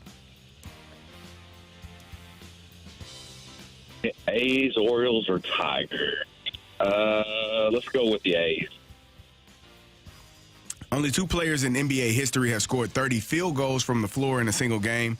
Wilt obviously has 3 of those games, but who has the 4th? Is it Elgin Baylor, Rick Barry, or Kobe Bryant? Can you repeat that again, please? Only 2 players in NBA history have scored 30 field goals from the floor in a single game. Wilt has 3. Who has the 4th? Elgin Baylor, Rick Barry, or Kobe Bryant? Let's go with Kobe. Final question. Which team knocked out the Blues out of the playoffs in their most recent appearance? Was it the Wild, the Canucks, or the Avalanche? The Avalanche. All right, we'll double-check our score, and we will bring in Randy Carricker. Ed, how you feeling? Oh, well, not real good. Okay. Well, yeah. Was there a particular sport that you are more fond of, that you were hoping for? No, I just like all sports. Baseball's probably my favorite. I do have a response for Brooke and her tire story. I worked 30 years at a tire plant, and I'll tell you what, the worst smell in the world is the smell of a tire. Let me tell you that. Well, yeah, I get it. If you're smelling it every single day, but Ed, I'm telling you, I feel seen and heard today because there are so many people who have come forward and said they also enjoy the smell. So, but I do get it if you're around it all the time. You got more Tim Griepers than we know. I come home, my wife said, I smell tire on you. I said, well, I'm sorry, I can't get it off of me. Randy is in here. Say hello to Ed. Ed, good morning. How you doing? I'm doing good, Randy. How about you? Doing well. Thanks for listening. Thanks for playing. We do appreciate it. All right. Here we go, Randy. Yes, sir. Happy birthday to former Cardinal and World Series champ Aaron Miles. Miles had 2 different stints with the Cardinals in 06 to 08 and then again in 2010. Which NL Central team did he suit up for in 2009? Aaron Miles was now diminutive. How tall was he? How tall was he? He's like 5'7". Okay, so that is actually diminutive, not 6'7". The late great Chris Duncan called him his little buddy.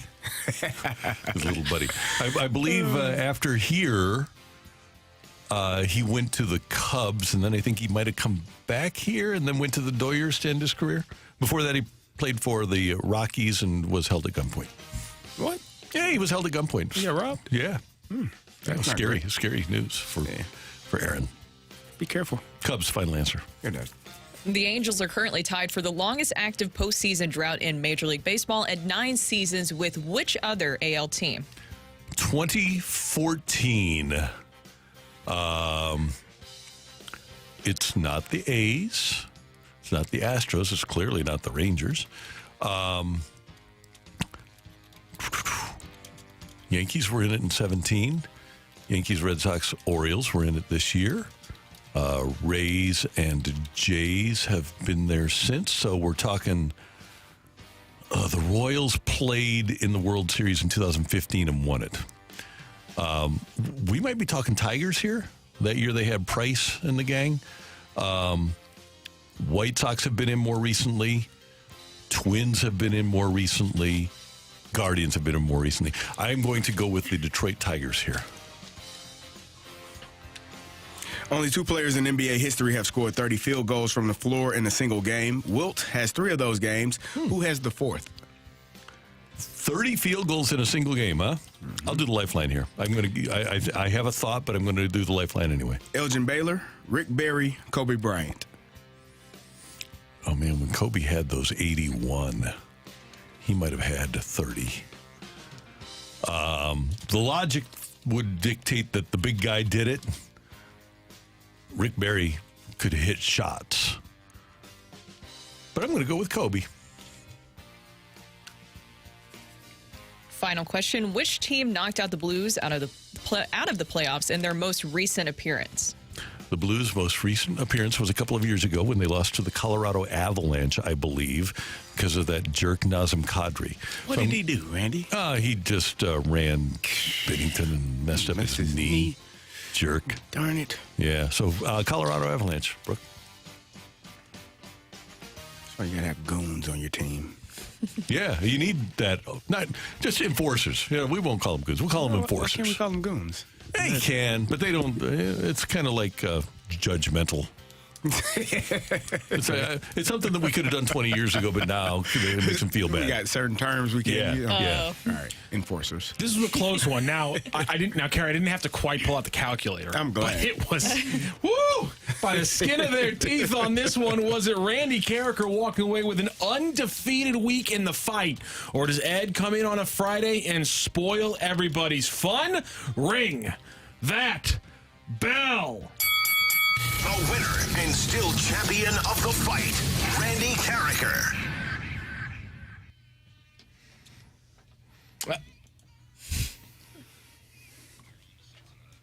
I'm sorry, Ed. Randy Carricker got 3 right today. He beat you 3-2. Oh, well, it was close. There you go. That's all you can ask for. Getting close is pretty impressive. Happy birthday to former Cardinal and World Series champion Aaron Miles. He played 2 different stints in St. Louis, 06 through 08. Then he spent 2009 with the Chicago Cubs before coming back here to St. Louis. The Angels are currently tied with the longest active postseason drought in MLB at 9 seasons with the Detroit Tigers. They were both in the 2014 ALDS, the last time they appeared in the playoffs. And every member of that Detroit rotation wound up winning a World Series. Scherzer, Verlander, Price, Sanchez, Porcello all wound up winning World Series. Sanchez and Porcello win with Washington. Boston with Porcello in 18. That's what it was. Thank you. Okay, I couldn't remember Sanchez or Porcello's win. Only 2 players in NBA history have scored 30 times from the floor in a single game. Wilt has 3 of the 4 games, but it was on March 26th, 1974, when Rick Barry went against the Trailblazers. He went 30 of 45 from the field. He only went 4 of 5 from the charity stripe for a 64-point game, despite making 30 field goals. By the way, Kobe Bryant went 28 of 46 and 18 of 20 from the charity stripe when he scored his 81 points. And which team knocked the Blues out of the playoffs in their most recent appearance? They've actually done 2 of their last 3 knockouts have been at the hands of the Colorado Avalanche, including their most recent. There were 3-2 win for Randy Carricker in the fight over Ed today. Ed, thank you so much for joining the fight and joining the show. Thank you. I will be in St. Louis Friday to watch my Illini kick Missouri's butt. All right, there you go. ILL. Yeah, INI. There you go. That's what I'm talking about. Hey, have safe travels. Thank you very much for joining us. That is the fight on 101 ESPN. Coming up with Juan Soto joining Aaron Judge and the Yankees, and with Shohei Ohtani joining Mookie Betts and Freddie Freeman in L.A. which baseball team has the best 1-2 punch of hitters? That's coming your way on 101 ESPN.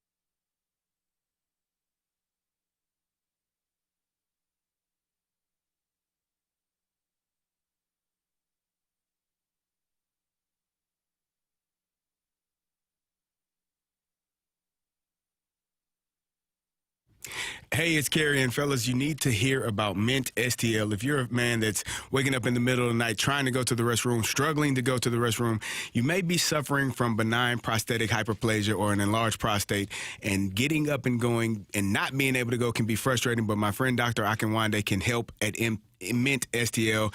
The Midwest Institute for Non-Surgical Therapy has the solution, and that solution is called prostate artery embolization. It's a groundbreaking, minimally invasive procedure that treats BPH. There are lower risk of complications. There is no hospital stay, no sutures, no scarring. All of these things will get you up and get you going sooner than later. And within 24 to 48 hours, you can notice that prostate will shrink. And over a 6-month period, the prostate can reduce in size by up to 40%. And the best part about it, they are covered by most insurances. So reach out to Mint STL today to schedule your appointment. That's MINTSTL.com, MINTSTL.com, and tell them Carrie sent you.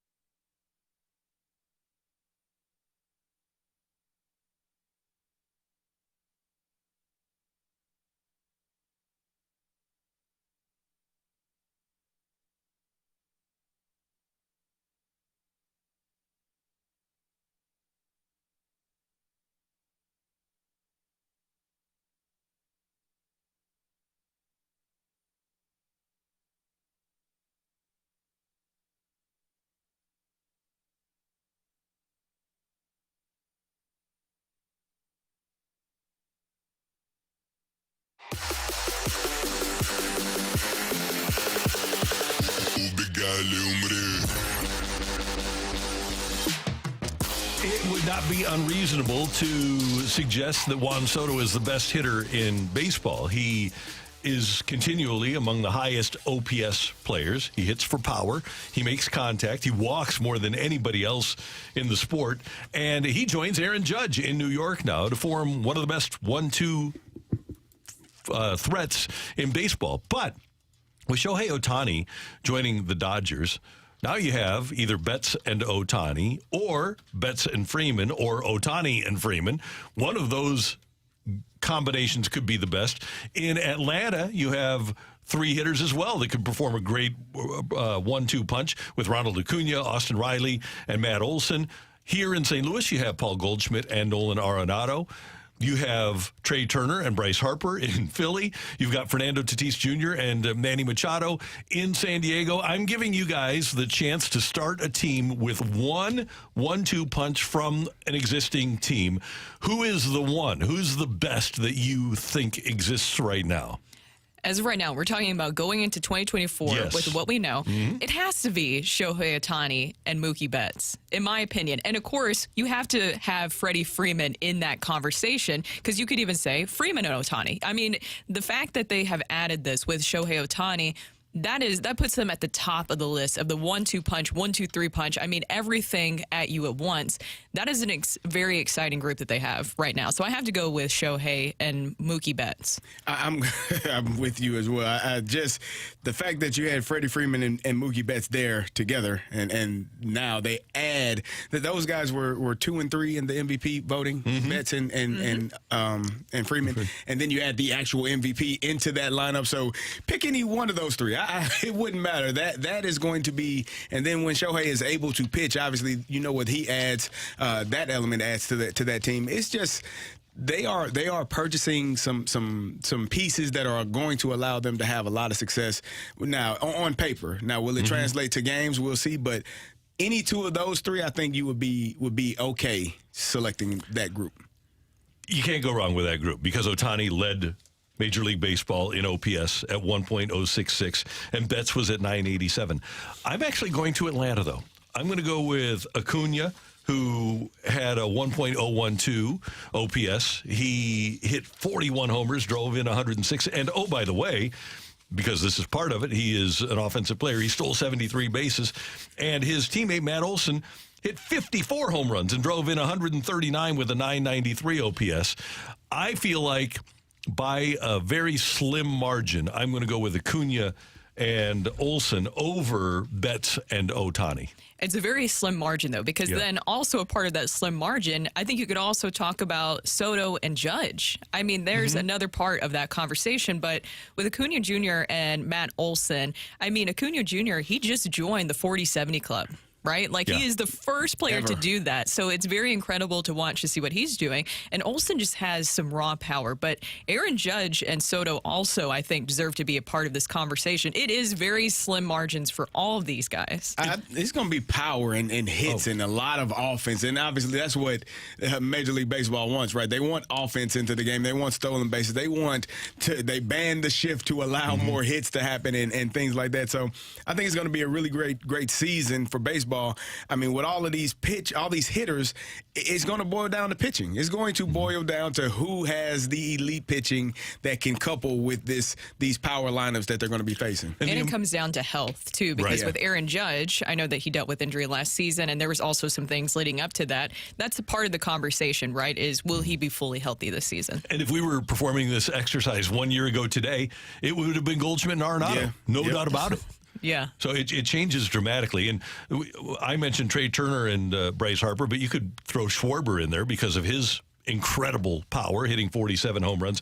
There is a lot of great offense right now in Major League Baseball. We didn't mention Tatis and Machado. Have we kind of moved away from them because of what Tatis had to deal with? They're in that group. I have them in that group. And are they the youngest of everyone on this list? Tatis and Acuna are probably pretty close. Yeah. I think Tatis is 22, Acuna might be 24, but Machado's 31, 32 now. I got you, yeah. But you look at WAR, And Betts was the number 1 WAR player in baseball last year. Acuna was second. See, we didn't even consider Marcus Semien and Corey Seager from the world champions.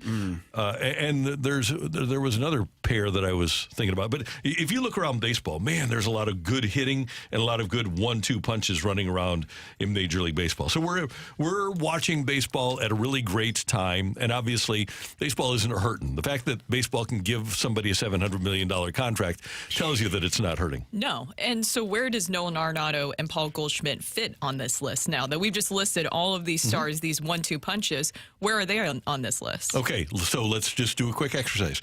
Arenado and Goldie or Judge and Soto. I'm taking Judge and Soto. I'm taking Judge and Soto, yes. Our guys or Betts and Ohtani? Betts and Ohtani. Our guys and Betts and Freeman? I'm going to have to take Betts and Freeman. Our guys and Ohtani or Freeman and Freeman? I'm going to take Ohtani. Like you take every combo with the Dodgers, right? Our guys and Acuna and Austin Riley. Acuna and Austin. Our guys and Acuna and Olsen. Acuna and Olsen. Our guys and Riley and Olsen. Riley and Olsen, right? Riley and Olsen. Our guys and Turner and Harper. Turner and Harper. Our guys and Schwarber and Harper. I might take our guys over because Schwarber is going to swing and miss a lot. Okay, he's going to hit it fair. out the ballpark. Yep. Okay. Our guys and Tatis and Machado. I might have to do Tatis and Machado. Our guys and we were just talking about it, Seager and Semien. See, our guys are.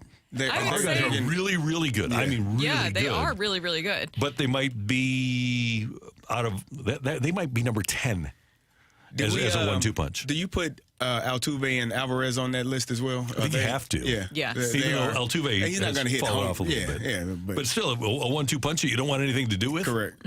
Yeah, no doubt about it.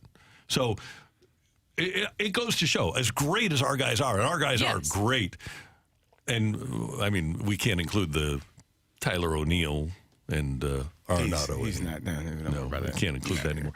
But he's going to be an MVP candidate, though. Yeah, he is. How about that?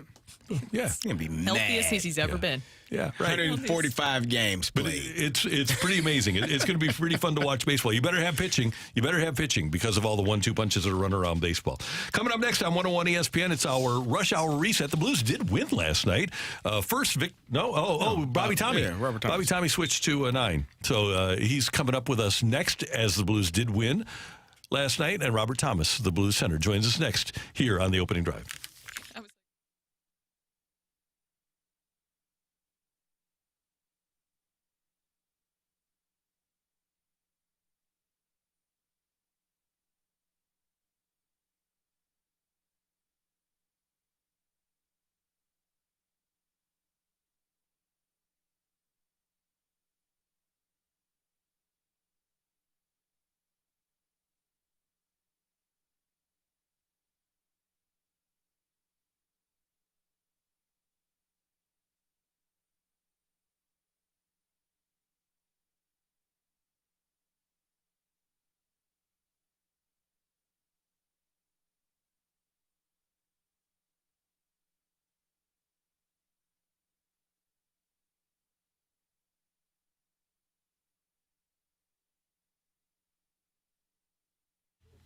Hey, there's a great thing happening as we approach the holidays, and that is Sound Story. You can take care of your holiday shopping with a gift that your family will love, not just this year, but for years to come. And you can do it in a matter of a couple of clicks with a gift card from mysoundstory.com. You can get a podcast interview with a loved one from either myself or Tim McKernan or Anthony Stalter. And it's a conversation that includes life experiences, school, career, meeting that special someone. It's really somebody's life story, a grandparent, a parent, and you'll get an audio file, and your family will be able to listen to them forever, and it's going to be saved forever. And now you and your siblings can go in on a gift certificate for your parents and get them a sound story at mysoundstory.com, and for a limited time, get a 20% discount when you enter the promo code ESPN. It's a great item. It's an amazing thing to be able to hear your predecessors' life stories. Just go to mysoundstory.com and enter the promo code ESPN to get this holiday special of 20% off a gift certificate for Sound Story. That's promo code ESPN at mysoundstory.com. Sound Story, for you, for them, forever.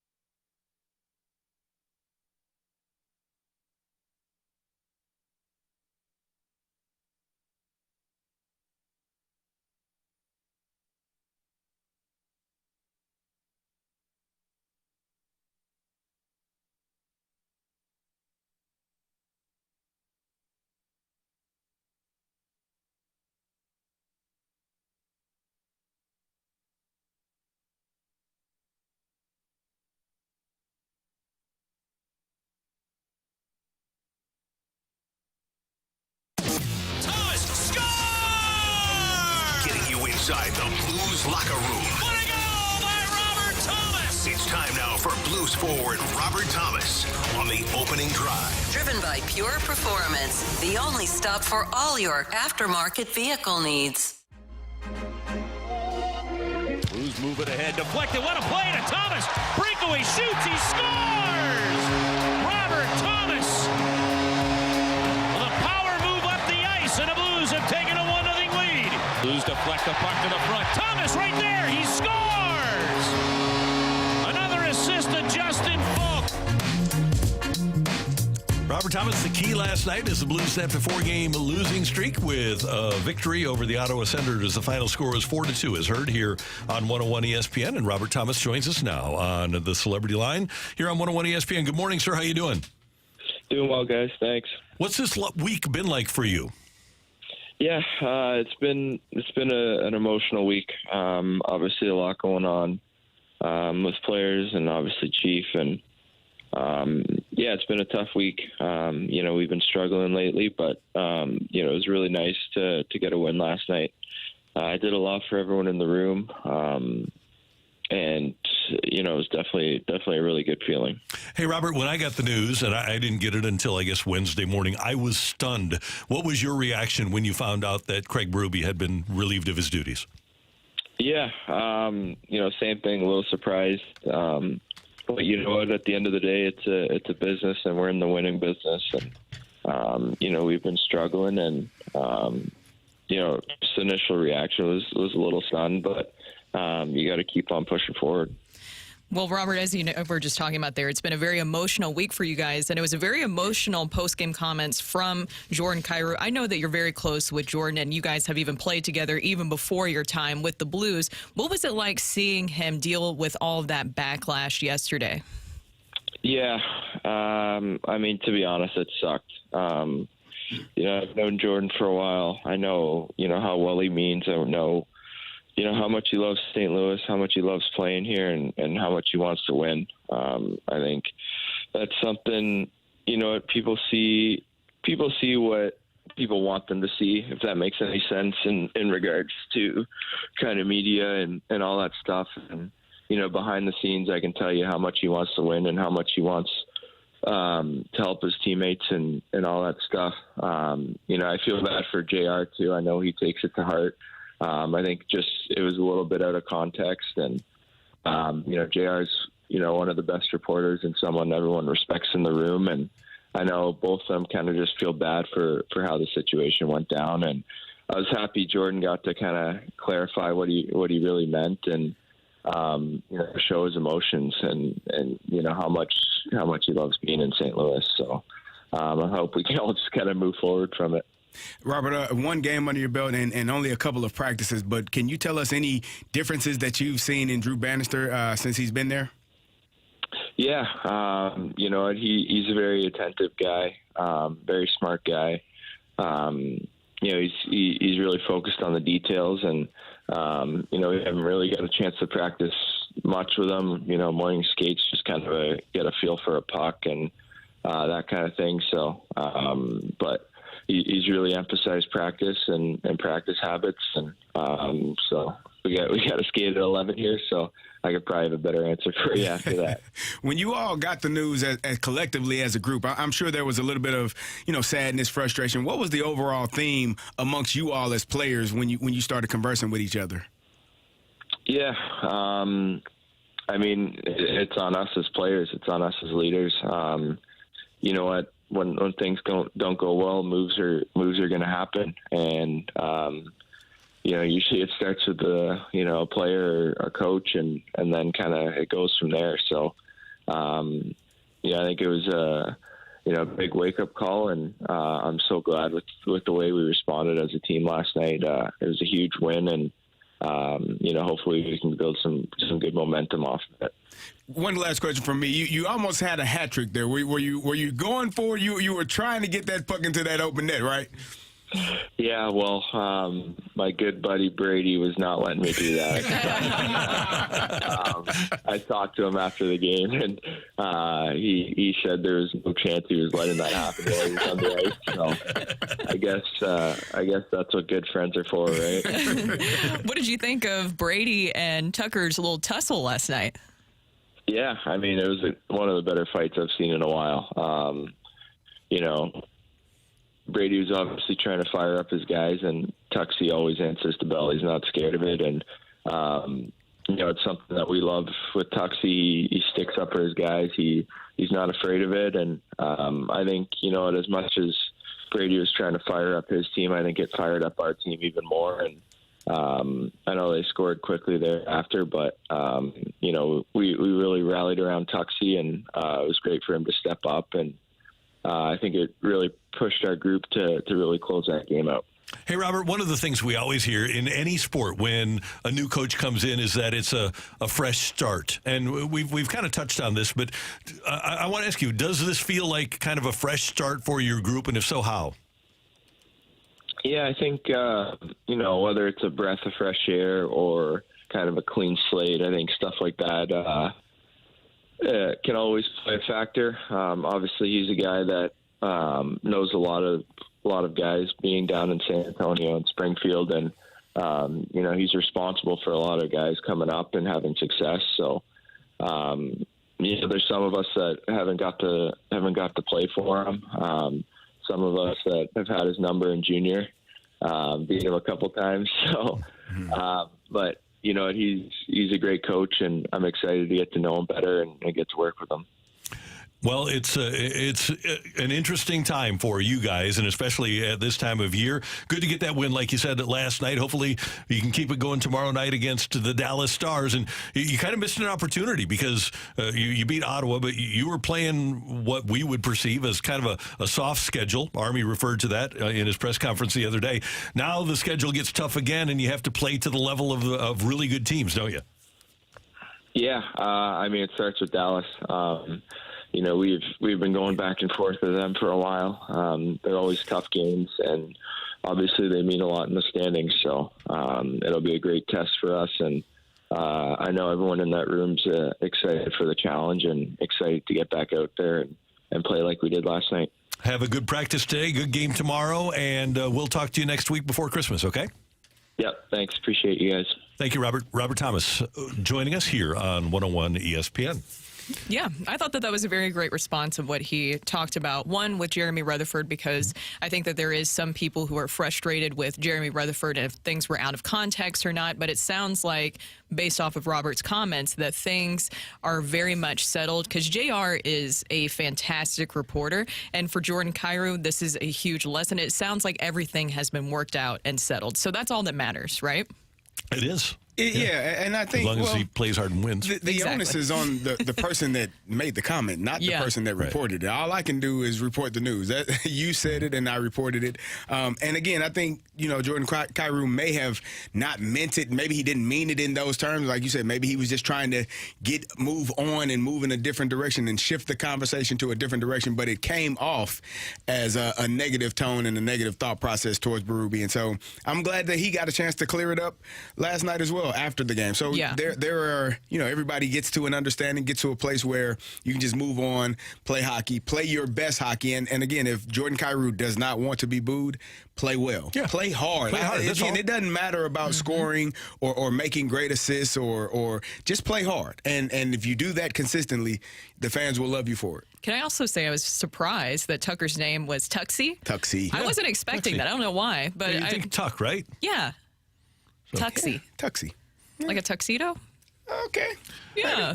So do you have, does Stevie Nicks have nicknames? Stevie. That's it, Stevie? Bo Beebe. Stevie Bo Beebe. Banana Fanafo. Yep. How about? Pote? No, he's just Pote. That's Nothing? it? Pote. So.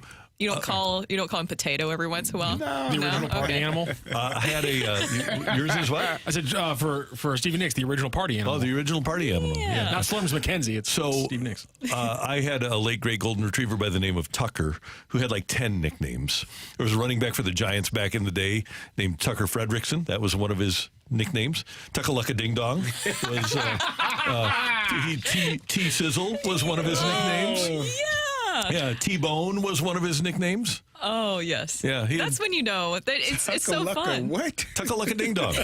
I love that. You know what? Randy is digging at really one of the fun things. Is just that there are certain dog owners out there who have 9,000 names for their dog. Oh, yeah. Yeah. Well, and then there's other things where it's nothing related to their name, but a new one, I just thought about this. We've been calling Stevie is Hungry Hippo. So when it's dinner time, we'll say, "Are you a hungry hippo? Hungry hippo?" And then she'll just go crazy, and it's the best thing on earth. I love it. That's so much fun. Coming up here on 101 ESPN, we mentioned with Robert Thomas that we were all stunned when Craig Berube got the axe the other day. There's one coach in pro sports who will not surprise us when he gets fired today. That's next on 101 ESPN.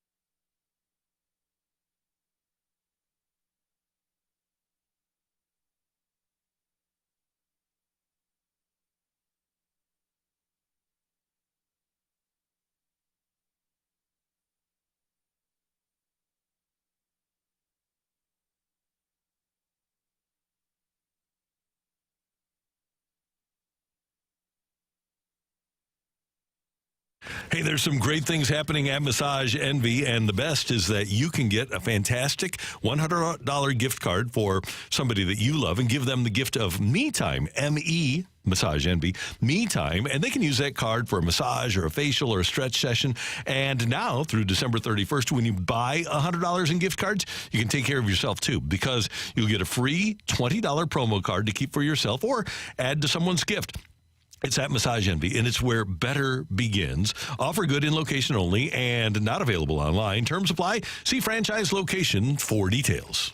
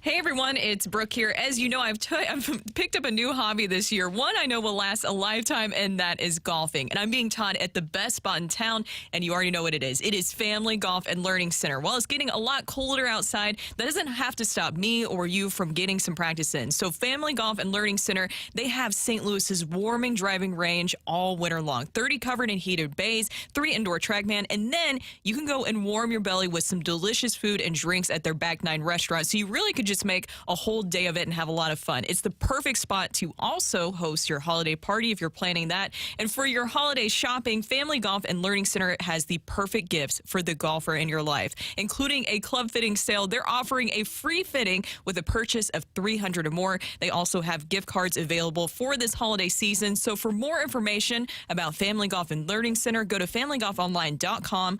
Learn, practice, play your best golf.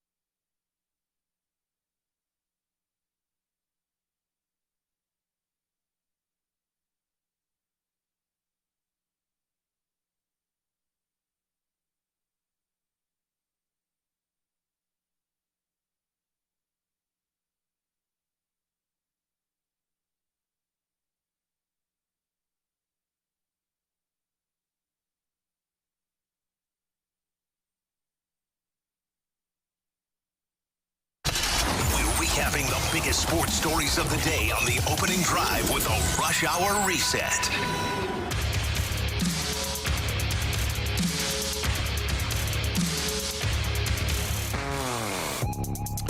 9:17, time check brought to you by Clarkson Jewelers, an officially licensed Rolex jeweler. The Blues come away with a 4-2 victory over the Ottawa Senators last night, snapping a 4-game losing streak. First victory for Drew Bannister, the new Blues head coach, and a couple of goals for our guy, Robert Thomas. He was the difference in the game as the Blues win it by a score of 4-2 over Ottawa, and the Blues will take on the Dallas Stars tomorrow night. 6 o'clock pregame, 7 o'clock faceoff here on 101 ESPN. That was a great response from Bobby Tommy and the team last night, because anytime that you have a coach firing, the expectation is, okay, well, you have a firing, so you should have that new coach buzz, right? It's almost like that post-breakup glow. And so they did respond well last night. Robert Thomas, obviously, with a great game. And then Jordan Kyrou with his comments last night. It was very emotional, but he got the chance to clarify, which he didn't have to do. And I'm glad that he did, though. Yeah, I mean, a good game. Great job going out there despite all of the things that are going on around you, and just being professionals, learning from the mistakes that you've made, and hopefully going forward they continue to play with great effort, great energy, and do the small detailed things that I think have cost them in games previously this year. So I thought everything was good. I thought Robert Thomas did a great job on with us earlier, just kind of breaking down exactly what has taken place and talking about his good friend Kyrou and just making sure that everyone is on the same page. And I think that's what leaders do, and that's what maybe future captains do for your team. So I thought that was really well done. Last night in Las Vegas, the Las Vegas Raiders, who had been shut out by the Vikings on Sunday, scored 21 points in the first quarter. Then they scored 21 points in the second quarter, and they were ahead of the L.A. Chargers 42-0 at halftime. The game was on Prime Video, and Richard Sherman was on the Prime Video set at halftime. They packed their bags, they packed all their suitcases, they booked their vacations, and they're ready to go. Brandon Staley, I hate to say this because you don't ever want to call for somebody's job, but they should fire him they should make history. They should fire him at halftime. They should just, hey, we got an Uber X carpool outside, and we'll send you on your way, because right now I've never seen a team come out this uninspired. Be careful. 63-21 was the final, and they didn't fire him at halftime, but man, they should today. The carpool, you can't even get a car by yourself. The Uber carpool, you got to ride with multiple people to the airport. Like you just get them out of here. Just awkwardly quiet. Quiet. Where you going? Where you coming from? I was at the Raiders game. Oh yeah, how was it? I just got fired. That's how it was. Wait, you're the coach? I was. Oh my goodness. That's amazing. Yeah, so, that was bad. And Brandon Staley, despite all of the struggles that he has had, says that he still believes in himself as the head coach of the LA Chargers. He still believes in himself? Yeah. What do you think? I think he can believe in that. Matthew, you want to get Staley number 2? So we'll get Staley number 2. We'll either one or two. Either one is fun. Because it's sports, and he's still got a contract, so he'll get paid. We don't have to have any benefits for Brandon Staley. Delusion there. Yeah, well, and they showed last night on the broadcast the game where all they had to do is wait for a tie, and they would have made the playoffs a couple of years ago. And then they called timeout, and the Raiders kicked the field goal. That was really bad. Here's Staley. Games like this happen in the NFL to every coach that's ever coached in this league. You can look at any great coach that's ever coached in the league. Sometimes games like this happen. I don't need to retrace history, but it's part of sports. Sometimes there are games where it doesn't go right. None of it. And you got to put it behind you, and you got to move on to the next thing. I would need to know how many games in the NFL have been 42-0 at halftime. Give me the stats. Jeff Fisher was down 42-0 at halftime and got fired the next day. Okay. Well, generally. It hasn't happened to the Chargers because that's a record for points allowed by them, 63 points, by a coach who was hired for his defensive prowess. 42 points in the first half? Yeah, not good. Not scored. To the Raiders. Come on, man. They didn't score a point last week. Yeah.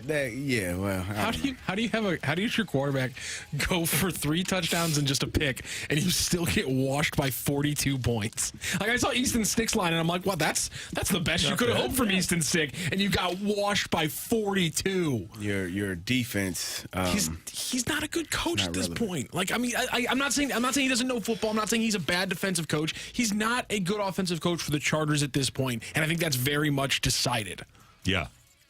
And a couple of Cardinal notes for you. Number one, theme tickets on sale now. So if you're holiday shopping, you can get tickets for Star Wars night, Margaritaville night, Blues night, Grateful Dead night, all available at cardinals.com/theme. And the Cardinals winter warm-up is also right around the corner on Martin Luther King Day weekend. And you can get tickets now for the winter warm-up if you'd like to participate in that. Just go to cardinals.com. And I believe at the winter warm-up, you'll have the opportunity to meet again Lance Lynn, along with Kyle Gibson and Sonny Comes Home. Sonny Gray. Mm-hmm. You'll be first in line, won't you, Randy? Oh, I want that autograph. Yeah. Yeah. It's going to be at Ballpark Village again. It is, which is pretty cool. Yeah. Mm-hmm. They do it well. It was kind of like a maze last year, so it'll be interesting to see. Not how it goes amazing. Amazing. Kind of like just amazed. From a media, I was still at TV in that point. I just remember having to run around and figure out where every little room each player was in. It was a nightmare. I was like, "What is happening here?" And then there was some over at Busch Stadium. Then you have to go run over there. Yeah, it happens. Great. So, and the Cardinals, I'll be interested to see here. Greg thinks that they're done in free agency, but he didn't dismiss the idea of a trade. Now that Glasnow has been traded,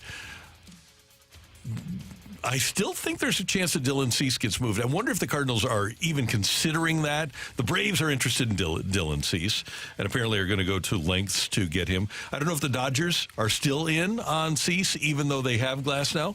And if they sign Yamamoto, they'd probably be out on Cease. But there will be other teams. Heck, there should be 20 teams in on Dylan Cease, and I would hope the Cardinals would be in on the possibility of a trade. They have to be, because that's part of doing their due diligence, right? You have to check and see, because that would be, if you're able to get Dylan Cease, I think we would all feel great about this starting rotation, because that's the last little piece of the puzzle that it feels like you need for this starting rotation next season, where they don't hopefully just, go and win their division possibly, or whatever that goal is. They could actually do more than that. There's more depth there with Dylan Cease, and more depth moving forward past next season. Right, exactly. And if you didn't see it yesterday, Jack Flaherty has signed a one-year deal with the Detroit Tigers, so he will ply his trade in the Motor City next season. Good for him. Yeah, 1 year, $14 million. Yay! So not exactly what he expected when he planned on free agency 4 or 5 years ago, when that contract was signed by Garrett Cole, 9 and $324. I think that's probably what Jack was thinking he'd get in free agency. So he's probably like $310 million below that. How old is Jack? He's 29. He's 29. Yeah. Is he 30 yet? I don't think he is. No. If he is, he's right there. He got another opportunity to hit payday. Go have a great year. Better get healthy. Better start throwing hard again. He is 28. There you go. Yeah, 29 years old. You can sign a 4 or 5 year deal if you Cy Young candidate this year. There's your rush hour reset here on 101 ESPN. Coming up, Cam Newton says some of the top quarterbacks in the league are just game managers. Is he right? That's next on 101 ESPN.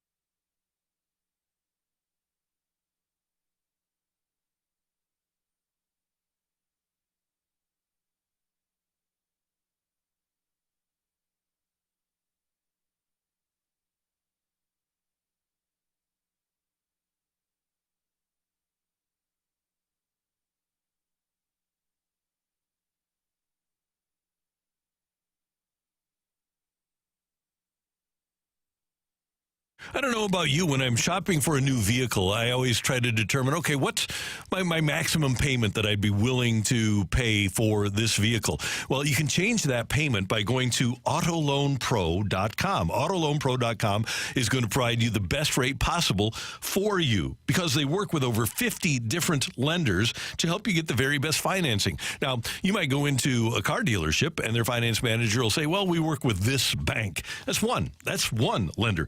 Autoloan Loan Pro is actually allowing people to compete over your business, and that's why you can get the best deal and maybe get more of a car or more options because you get the best financing deal from autoloanpro.com. Little to no money down. They're going to work to get you the best rate possible, and they know that making a large purchase and financing can be complicated. Well, they simplify it for you at autoloanpro.com. They're going to get you through the entire process, and you'll love working with them. They're right here in St. Louis. If you're in the market for a new vehicle, make sure that you get the best loan for that vehicle at autoloanpro.com.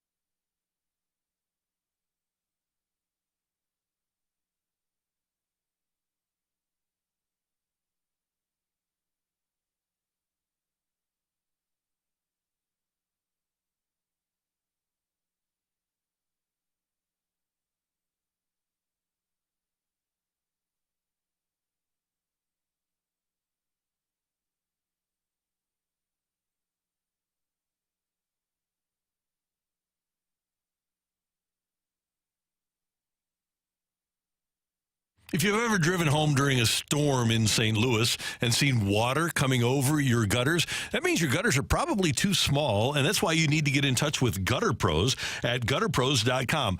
Many homes are made with smaller gutters because, obviously, smaller cost less material costs, right? Well, at Gutter Pros, they recognize that, and what they're going to do is come out to your house and provide you a free estimate with gutters that are better suited for your home. The size of the gutter makes a difference. The effectiveness of the gutter many times comes from the size of the gutter, and they provide 6-inch rather than 5-inch residential gutters that make all the difference in the world. And oh, by the way, if you own a business, they've got bigger gutters for your building. They do all kinds of buildings at gutterpros.com, and they do great work. By the way, they don't do just gutters. They do soffit and fascia, and they'll do siding for you with a very professional staff of experienced people that use company trucks and company uniforms when they meet with you. And they're not a high-pressure company. They're going to provide you what you need, and they're going to say, okay, this is what you need, and this is how much it's going to cost. That's the way they work. A-plus rated by the Better Business Bureau, 4.9 out of 5 stars on their reviews. Check it out at Gutter Pros, Gutter, gutterpros.com.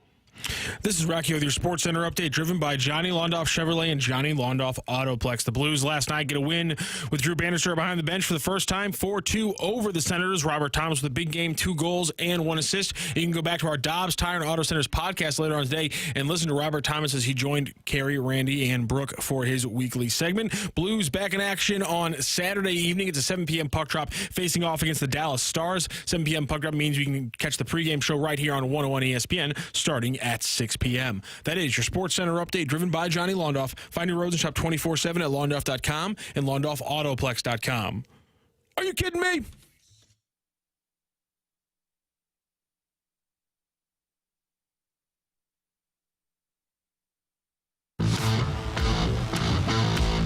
Brock, Purdy, Tua Tagovailoa, Jared Goff, and really, Dak Prescott. These are game managers. They're not difference makers. And when you say game manager, I'm not asking you to go out and win the game. I'm just asking you not to lose. Not to lose the game. That's a pick every time either. If we're going to really call a spade, a game manager is different than a game changer. That's Cam Newton. It is. Who played in the NFL and was much more than a game manager. But he believes that quarterbacks, as you heard, the likes of Brock Purdy and Tua and Jared Goff and Dak Prescott are game managers. If game manager is a negative connotation, then I want those game managers running my team. Yeah, I don't think Sign me up. Exactly. I do think that there's different categories here, right? This is just my own personal thoughts on this, but I feel like the greatest quarterbacks of all time in that very specific and small category are really good game managers, but also game changers. And there's a reason why there's a small category, because there's not many that you could put in that the greatest of all time category when it comes to guys like that. But is it necessarily a bad thing to be a game manager? I think if you are in the names that he mentioned, no. Brock Purdy or Brock Purdy. Yeah, who is that? Dak Prescott, Tua Tagovailoa. All those guys are really good quarterbacks and winning. They're at the top of their conferences and their divisions in wins. So I think they are really good quarterbacks. I think they have done a really good job. When I think of game manager, I think of like Trent Dilfer. I think of quarterbacks that can help teams win a championship, but not necessarily. Like we talked, Peyton Manning was a game manager when he was in Denver when they won that last championship. He couldn't throw the ball. Didn't seem like he could throw it no more than 25, 30 yards, but they were able to win a championship based on his intelligence, his ability to know which plays to get into or not get into, and they had a great defense. So for me, those are game managers. When I look at Tua, I mean, he's been one of the top MVP candidates, throwing it to Tyreek. When I look at Dak Prescott, what he's done over the last 5 to 6 weeks, and definitely Brock Purdy. I think he has done an outstanding job as well. So, it just depends on what you consider a game manager. And it's important to remember Cam Newton is an MVP of this league. Like, he has done great things in this league. So what he says is not, you shouldn't just disregard it, but I think he may be speaking in different mindsets. Yeah, and here's the thing that I look at. Yards per attempt, to me, is something that denotes big plays, right? Brock Purdy leads the NFL at 9.9 yards per attempt. Tua is second at 8.5 yards per attempt. Then you have Stroud, and then Dak at 7.8 yards per attempt. Goff at 7.4 yards per attempt. Josh Allen's at 7.3. You look at the top 10, and you don't even have Patrick Mahomes in there. And I don't think anybody would think that Patrick Mahomes is a game manager. So if those guys are making plays that big on a consistent basis, if that's what it takes, if that's what it takes to be a game manager, that's a pretty good thing. Yeah, I know. That's why I'm saying I don't think it's necessarily a bad thing. Maybe even in that game manager category, it's been the year of the backup quarterback, right? Some of the backup quarterbacks that have come in, those could be considered in that game manager category, but it's not necessarily a bad thing. That's why I said that I think that there's game changers who are also game managers, and they're in a whole different category, and that's your franchise quarterback. That's the Josh Allens, that's the Patrick Mahomes that you're seeing currently. Let me give you a current game manager right now, Russell Wilson. Yeah. He's not throwing any picks. He's not taking care any of the chances. football. Yeah. Right? Mm-hmm. I was going to say it was Kirk Cousins. Kirk Cousins has been considered a game manager, even though I think he does an outstanding job as a quarterback. Is Jared Goff a game manager? I don't think he is, because I think to me, I look at a game manager whose throws generally are less than 10 yards. He throws the ball downfield a lot. Okay. Well, I mean, I don't know that there are any people on this list okay, I just told a tale. Mr. Carr in New Orleans. Now, there's a game manager, and he should be, right? That's a guy. To me, when you have a game manager, you tell him, don't throw the football to the other team. Yes. Right? That's because you can't trust him. I think all the other guys that we talked about, you can, to a level, trust them. But a game manager is somebody where you don't want to put him in a position where if you throw it 20 yards downfield, you don't have the football anymore. As a coach, when you're coaching a quarterback that you have to have, you are the game manager. You are the one that is calling the plays and saying, hey, I want to do this, but I don't really trust him to do that. So we're going to make easy throws, try to stay out of second and third and longs and make sure we run the ball on first down, get 5 to 6 yards. So now we're not facing those tough down and distances. I've got a game manager for you, Jimmy G. He has been. Yeah. That's a guy that when he wins, he's got to be a guy that doesn't lose you the football. Yeah. What about Kenny Pickett? He's not. Listen, we don't have to talk about the Pittsburgh Steelers. Another guy is Geno Smith. Geno Smith, when he's successful, is a game manager. I think Geno, again, game managers, in my opinion, are not the elite quarterbacks. And again, those names that he named, they may not be elite in terms of like the Joe Burrows or the Patrick Mahomes or even the Josh Allens, but they are in that second tier of quarterbacks and not, you trust them enough to throw the ball downfield and make, crucial and critical decisions on third and long and third and medium type game situations. It also, what they do in the postseason, championships won, is that something that you consider that makes it more of that game changer category, or being an elite quarterback, as you're saying?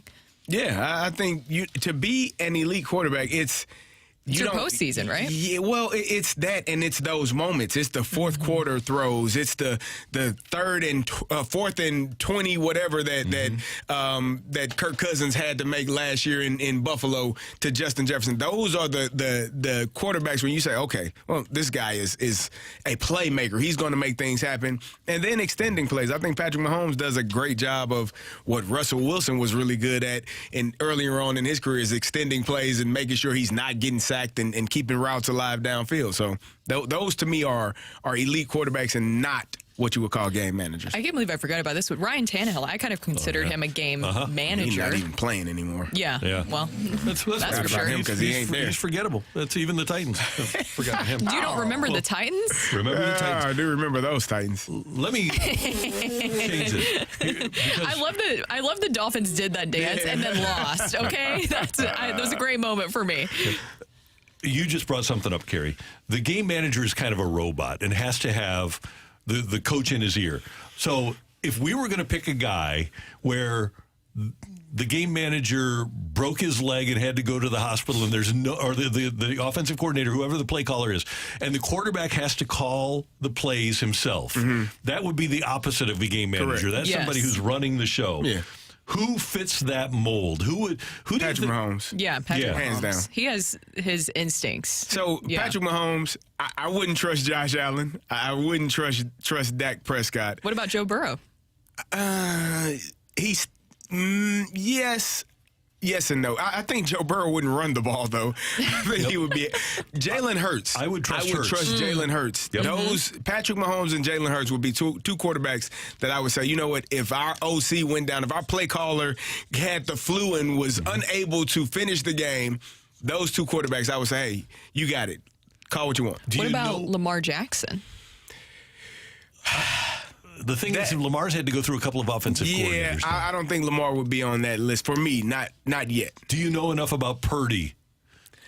No, I don't either. Because I think that, and I can see why Cam says again, because I think Kyle Shanahan is and I mean this in the most respectful way, the puppet master. Like he's the one orchestrating all of these things. He has been outstanding in how he attacks defenses. So I would put that more in Kyle Shanahan's lap than I would say Brock Purdy. Well, and all the talent around him, too. Because that's been the big conversation is, would a different quarterback be able to do the exact same thing because of all the talent surrounding him? But the thing is, and it's a great argument, but every single Hall of Fame quarterback had great talent around him. Yeah. It helps. It makes that. a difference. Yeah. Hey, you can join the holiday spirit by helping 101 ESPN support Operation Food Search throughout the month of December. We partnered with STL Shirt Company to offer a special 101 ESPN online merch store this month, offering 101 ESPN t-shirts and hoodies and hats and more. Plus, we brought back some of your favorite designs, including the Dunk shirts, the Be Patient shirts, and Jamie Rivers and Brad Thompson jerseys. Order any 101 ESPN swag during the month of December, and proceeds from all sales will go to support Operation Food Search. Visit the 101 ESPN online merch store now at 101ESPN.com, powered by McBride Homes. We've got Rocc and Roll, and we got tickets. Yep. Yeah, we got tickets to give away to Def Leppard and Journey next on 101 ESPN.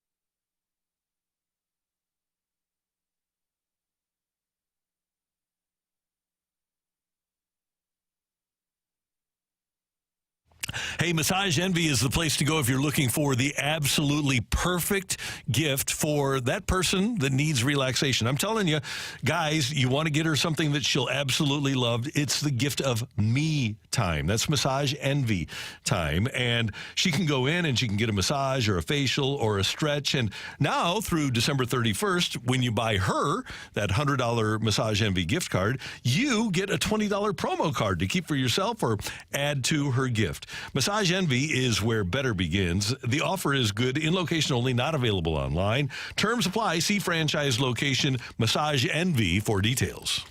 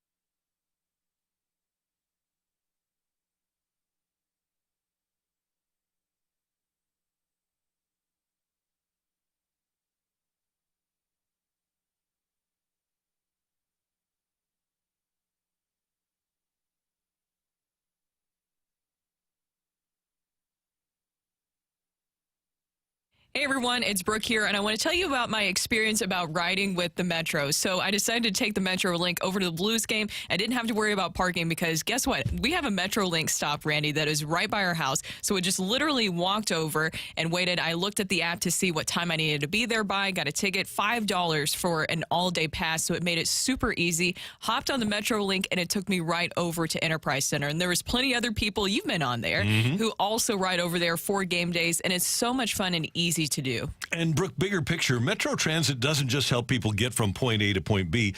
Metro Transit helps people in our region get the kind of better paying jobs that get them ahead.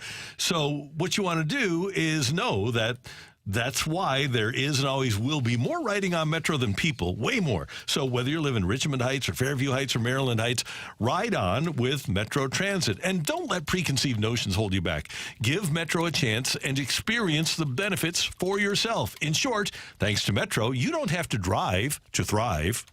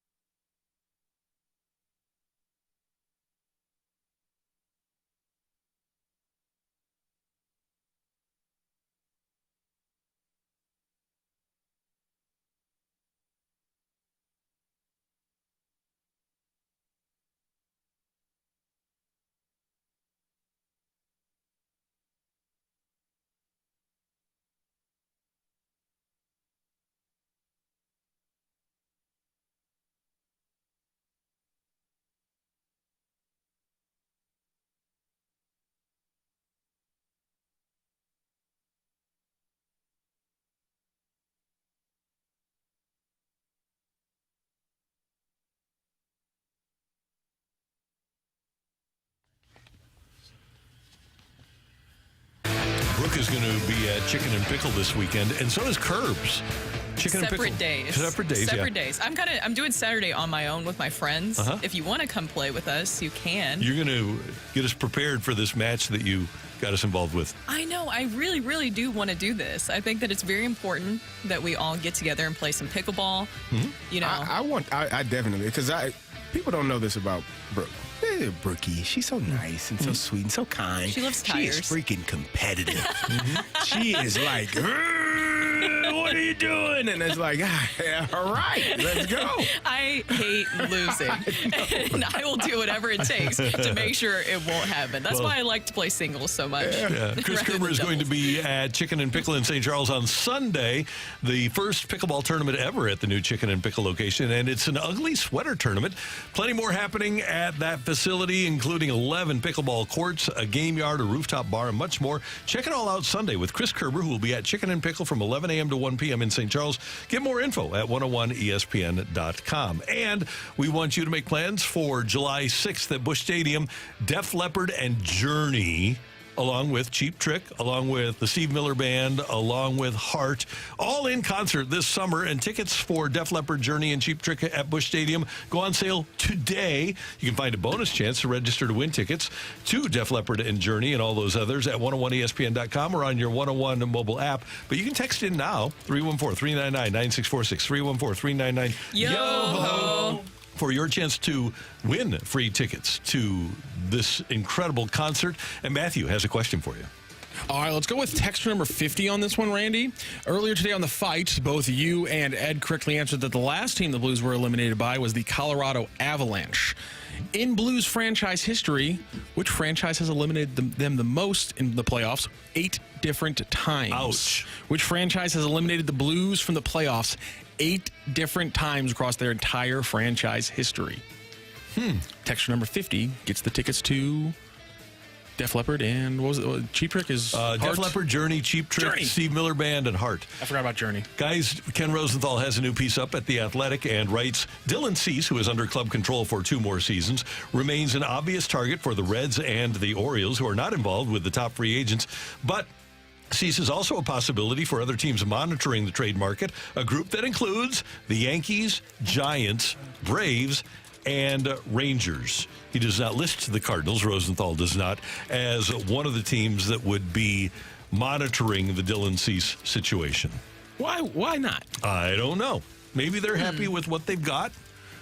Maybe the 3 starters. They said they were going to get 3 starters, and maybe 3 starters is what they were looking for. Can we get Mo on and ask him? Yeah. Like, hey, what's love to come up with Dylan this. Cease is a name that's been floated around. Y'all have any thoughts there?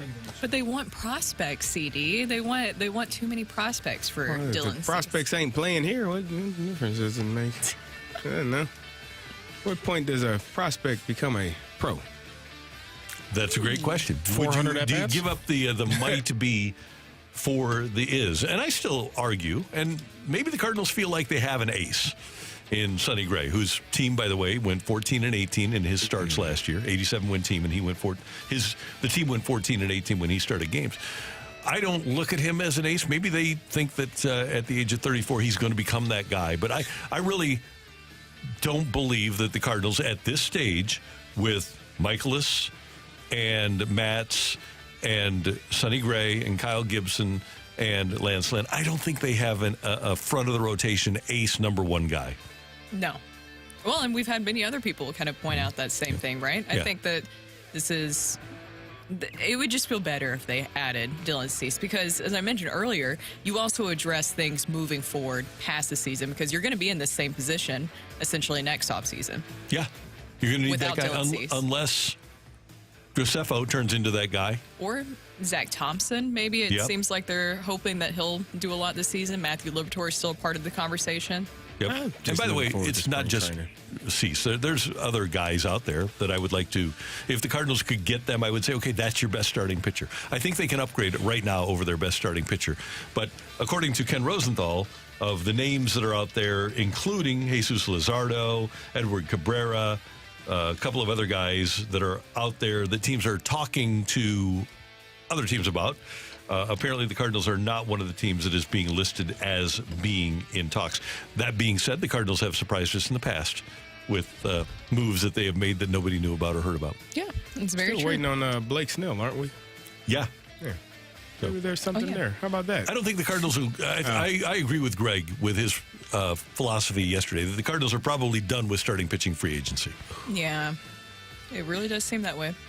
Randy, one other piece of news from last night that I wanted to touch on really quickly was yesterday at Lancaster High School in Texas, Kawan Lacey took the podium to announce his commitment for his college football program. Alabama and Ole Miss both thought they had a pretty good chance on grabbing the 4-star running back until he put on a Mizzou Tigers hat, and people from Alabama and Ole Miss were not too happy. On the other side, though, Mizzou fans very happy getting another running back commit this time, and Gabe DeArmond, who no longer has his own Twitter account, just tweets from his Power Mizzou account, tweeted out, "Been covering Mizzou recruiting for 21 years. Never seen recruiting momentum quite like this. This all started when we heard from Eli Drinkwitz, and he said, we don't have to go search for people. People are coming to us, and it just keeps on rolling for the Mizzou recruiting." Wow. For them. Yeah. And I mean, Gabe, obviously, very great at his job, partially because he never gets too high or too low, depending on how Mizzou's doing. And so for him to have even that level of positivity outright, that jumps out to me and says a lot about what Drinkwitz and company are doing right now.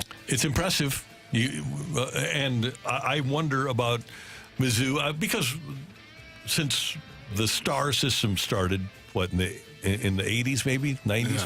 No, it was after that. I was 90s? out of college. Okay. I was out of high school. So, 2004, I think. 2002, 2004, something was like it? that. No, because it was Larry Smith had the star system Well, at Mizzou in the late 90s. The 24, those ranking, the 24/7 and I can't Rivals. Yeah. It was That was after, right? Yeah. But there were people that were making those judgments on players, and historically, Mizzou has not gotten the 4- and 5-star guys. So this is a change to get Lacey like this. Very impressive on the part of Eli Drinkwitz and MIZ. It is, and I liked his announcement too, where he had the bag. He brought out a bag, and then he pulled out a little stuffed animals. You know, the Little elephant for yep. Roll Tide, and then a shark for Ole Miss, which I still will never understand. I absolutely hate that. Anyways, but then brings out a big banner for Mizzou. That's just a huge moment for Mizzou there. So great. Congrats to Eli. Did you want him to pull a stuffed animal of a rebel? No, I'm saying that is not what I'm saying. Or a flag. No. I'm talking about, I don't like the Sharks as they could have found anything else. It is weird. I just don't like the Sharks thing.